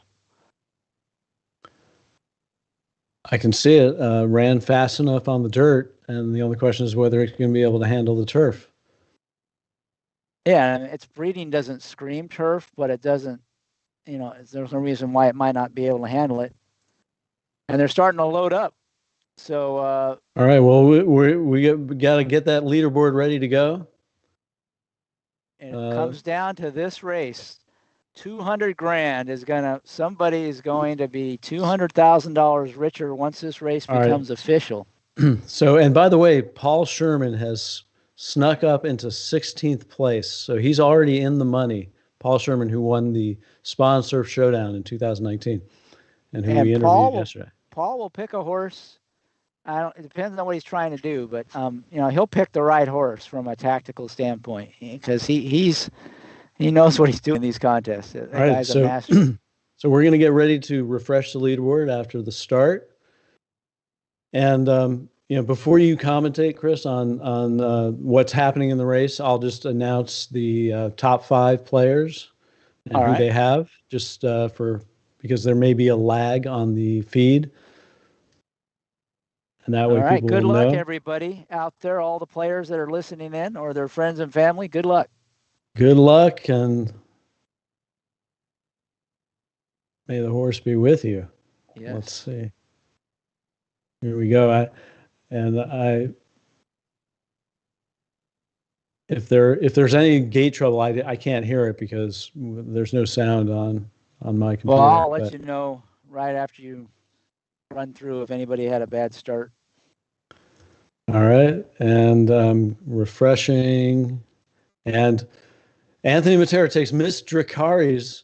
Frank Polk takes Plum Sexy, our pick. Edward Enborg picks Miss Costa Rica, the 2. Justin Wunderler picks Plum Sexy. And Peter Renato picks Inner Beauty. And just out of interest, Paul Sherman also takes Inner Beauty, who I believe is a pretty big bomb. Well, the bomb I mentioned is wheeling on the front end. He's got a length lead, and it looks like he's moving pretty good on that turf course. The 10 horse is starting to press him from the outside. Empire House, Alexa Zepp has that horse, 9-1. That might be good enough to put her in the winner's circle. Here comes the 7 horse now making an outside move, and the 2 coming up on the rail. But right now, the 1. Oh my God, that 1. He's opening up, and does anybody have that 1 on the board? We have Alan Levitt is on the 1. Oh my God, Alan Levitt! He's hanging on. Here comes, they're charging late. It's the 8 horse and the 11 and the 1. He's going to do it. Alan Levitt hits a capper. He's going to win the thing. He might win it on the cap horse. Let's see. What does he need to pass? He has got it. He's going to win it.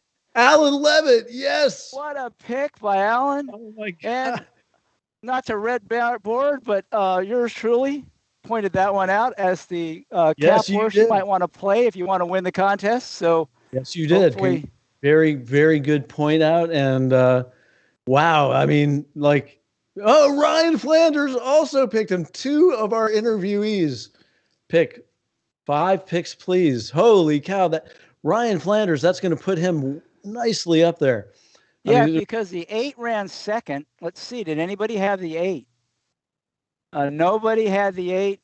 Nobody had the 8 anywhere near the top. So that'll move Ryan way up the board. Let's see, where is he? That gives him 256. Ryan 256, and Alan Levitt would put him in second. That would put Ryan in second if it's 256. If he caps out. So they might end up. It's going to cap out. The horse is 29-1. You think he would? The big field, the favorites out. It's almost certainly. Yes. But you never know. Let's take a look. No. It's I'll bet anybody $1,000 right now that this is a complete capper. $64. The winner of this contest is Alan Levitt, and the second place is Ryan Flanders. Unbelievable. What pod interview karma, right? Unbelievable. Now I gotta type what in. A finish. I gotta find Alan Levy's Levitt's phone number and invite him to talk with us. Yeah, see if we can get Alan on. He's probably right now.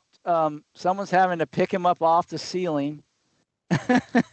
And depending on whether he's based on his interview, he might not even know he won because he was driving yesterday when that 99-1 came in. I have a feeling somebody texted him and he's watching this race. Hopefully, if he's driving, he's watching the live feed or having his sitting in the passenger seat. Hopefully, he's not watching it while he's driving. But that horse was not an impossible pick by any stretch of the imagination, especially if you were looking for a price. A little surprised that you had to get that far down the leaderboard to find that horse, but the guy who did it is going to get paid handsomely for that. $200,000, thanks to 5 picks, please. Ridden by Umberto Rispoli and trained by John Sadler. And there was a lot of reasons to think that horse might perform well, and he did. And Alan Levitt and Ryan Flanders are going to be pretty happy about that. And everybody's saying, how did Umberto Rispoli go off at 29-1? That's right. And John Sadler. I mean, it's not like we had low off a switch in Barnes with a horse who's had speed figures and early speed that told you he had a good chance. So pretty amazing. But hey, producer AJ, I'm inviting Alan onto the show, and just letting you know in case he connects. All right. Hopefully we can get a hold of Alan and see what his thinking was going into this race. If he had picked this horse out in advance, or he landed on it at the last minute, or maybe he really listened to you. Maybe it's official. It is, and let's see the official prices. We've got to make sure. I looked at the pool totals, and it should cap out, but let's just make sure. when they put the final prices. Hey, Plum Sexy got third at 5-1. Yeah, she had a little bit of trouble and came from a little bit too far back. I mean, that was a race where clearly being on the lead, and I think the 8-horse was running second all throughout as well. So that was kind of a front dominated flow, and there we are, definite capper. Complete Close, capper. Yeah. So there it is. Let's get the official final leaderboard and put that up once they refresh it. Poor Anthony Matera. He was leading most of yesterday and most of today up to that last race. He finished third. He gets 41,000 plus he had the prize money yesterday. So it's a $55,000 weekend for Anthony Matera. For Alan Levitt, who we interviewed today, we did a pretty good job. 205,000. Yeah, those two guys weren't like in the top 5, and we picked them out for the interview, and we gave them a little pod karma, and now they owe us dinner, I think, for sure, next time we see Ryan and Alan. And, Alan was excited that he bet $2 to win place on that 99-1 yesterday. He had $2 to win in place, and now he just won $205,000. That's a lot. That's some serious coin. And it was a great contest. I mean, It was. He's trying to connect. Producer right. AJ, I don't know if you, if there's anything you can do.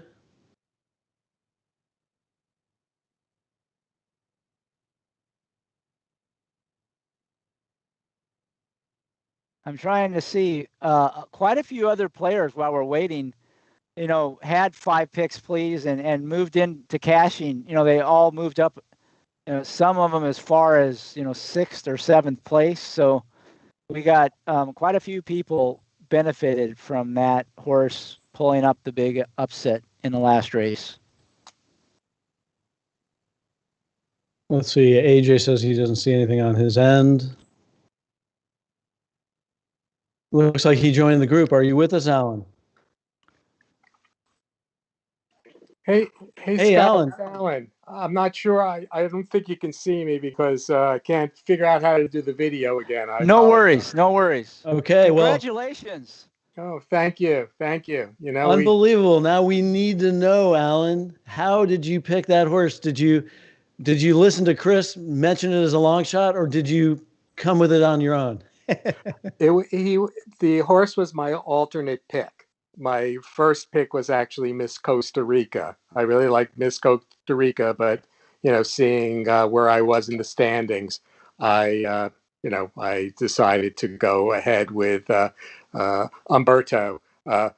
Umberto, I first of all, a shout out to my group that I horseplay with from Table 24 at the NHC, because we one of the great things of being. We might have lost Alan. Maybe we can get him back. Yeah, well. It looks like he's still on. We just can't hear him. Yeah, somehow his audio dropped. Wow, that's too bad. But we got Alan onto Skype for the first time today for our interview, and adding him to the call. Apparently, he had a problem with the video. Maybe he'll try. I think we're going to try to connect one more time. We are attempting to connect with him again, and it looks like he is. Okay. I'm getting a message that our producer kicked him out of the call, which he had to do to reinitiate the call. So let's kind of run through the leaderboard. The rest of the leaderboard. Maybe Scott, you can run through that while we're waiting for. Okay, so in first place, winning at $205,000 is Alan Levitt, who lives in Baltimore, Maryland, and is currently on an island in North Carolina, as he told us. And the second, Ryan Flanders, $82,000. They both owe us dinner. Although we take nothing away from their handicapping, Pod Karma is is definitely a factor, we think, but we don't want to take away from their handicapping. They did it on their own. Anthony Matera finished as third, 41,000 plus day money of 14,000 from yesterday. Fourth place is Frank Polk, who finished with 30,000. He had finished with $253, takes home $30,000. I'm back. I'm so sorry. Oh, no worries. I'm having technological difficulties here. My wife just called me on the phone. I think the money has just been claimed. So. Oh, well, it was fun while it lasted. Yes, no, but these are, I mean, obviously, these are special moments that obviously you need to cherish, and it was an interesting day. I was close on several races, and I wish that our dog Chance here had a longer nose, or at least the horses had a longer nose, because I've lost a few, and obviously I was successful in the last race, and very lucky. And I think it's a reminder to everyone out there that we can all have moments like this too, and we really look forward to it. All right, and let me just excuse me for interrupting. If I can just ask producer AJ to switch to large leaderboard screen, because Santa Anita's feed is going to go dark soon. So large leaderboard screen, AJ, if you can do that. And you were shouting out Alan to table 24 at the NHC. Yes. Great group of guys, and we all met there, and we continue to look forward to meeting there, and are all looking forward to being out there in August. We've won pick sixes together out there. It's really a great group, and it's all because of the NTRA and the NHC, and contest playing, and I think us horse players, we all come from different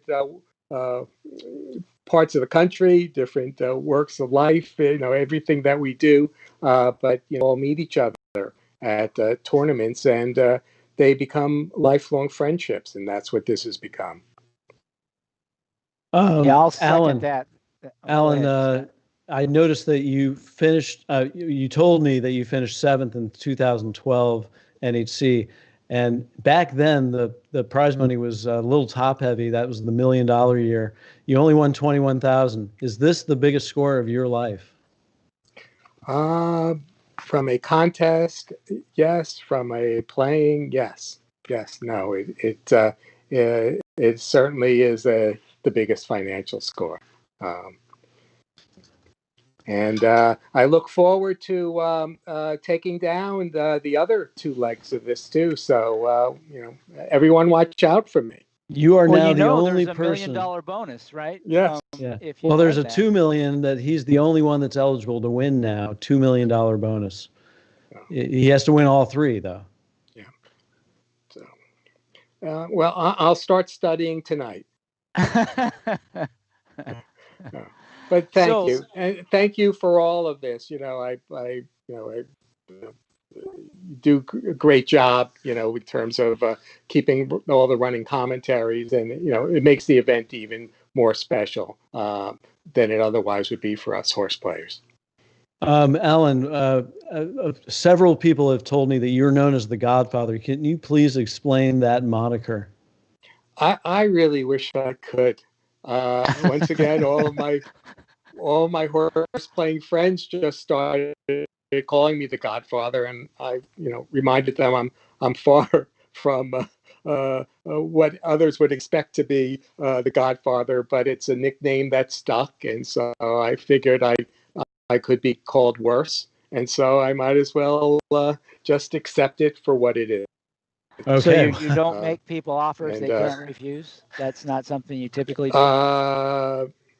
No, I may give them selections that they probably should refuse, but no, I'm far from it. But I wear the nickname with pride because it was given to me by my friends. All right, Alan, you know that the top two finishers in this contest were interviewed by us for the show today. And in fact, it was you and Ryan Flanders. You were our morning interviews today, and you finished 1-2. So congratulations. Yeah, well, thank you very much. And I'm very honored to both be interviewed, and also, I'm very happy I actually was able to come out in front today. It was a great tournament. It really was, but back and forth, and All right. to end up where I was, it's great. But thanks All right, once again.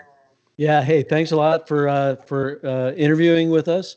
Thanks for letting us call you. Congratulations again, and go get some nice dinner. Go have a nice dinner with your wife. Okay, great. Hey, thanks so much again. Everyone have a great day. All right. Congrats. Bye. All right. Well, I think my video has frozen up, so I think we still have my audio. So. Okay. Well, at you least look fine to me. Okay. At least it didn't freeze up until the very end. So. And hopefully I'm not echoing, as I've been told that my voice is echoing, but I've only been told that by one person. So I think that there's not a whole lot else left to say, except that we want to thank everybody who watched the show, the first Flo-Cal racing show, and the first live stream that we've ever given.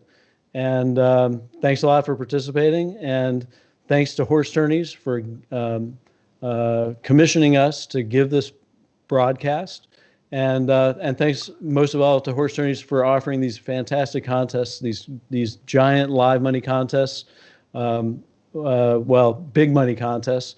Really appreciate it, and we're glad to do this, and we had a lot of fun, and hope everybody else did too. Yeah, thank you, Scott. I had a blast working with you on this. I hope we get to do it again. And like you said, the players are and Horse Tourneys are made it possible, and hopefully we'll see them again on another live stream in the next jewel of the Horse Tourneys Triple Crown, where Alan Levitt has a chance to win $1 million bonus. All right, well, that will end the Flo-Cal the Flo-Cal Faceoff Show for the night. Thanks a lot, everybody, and until the Tourney Triple, sayonara. Bye-bye.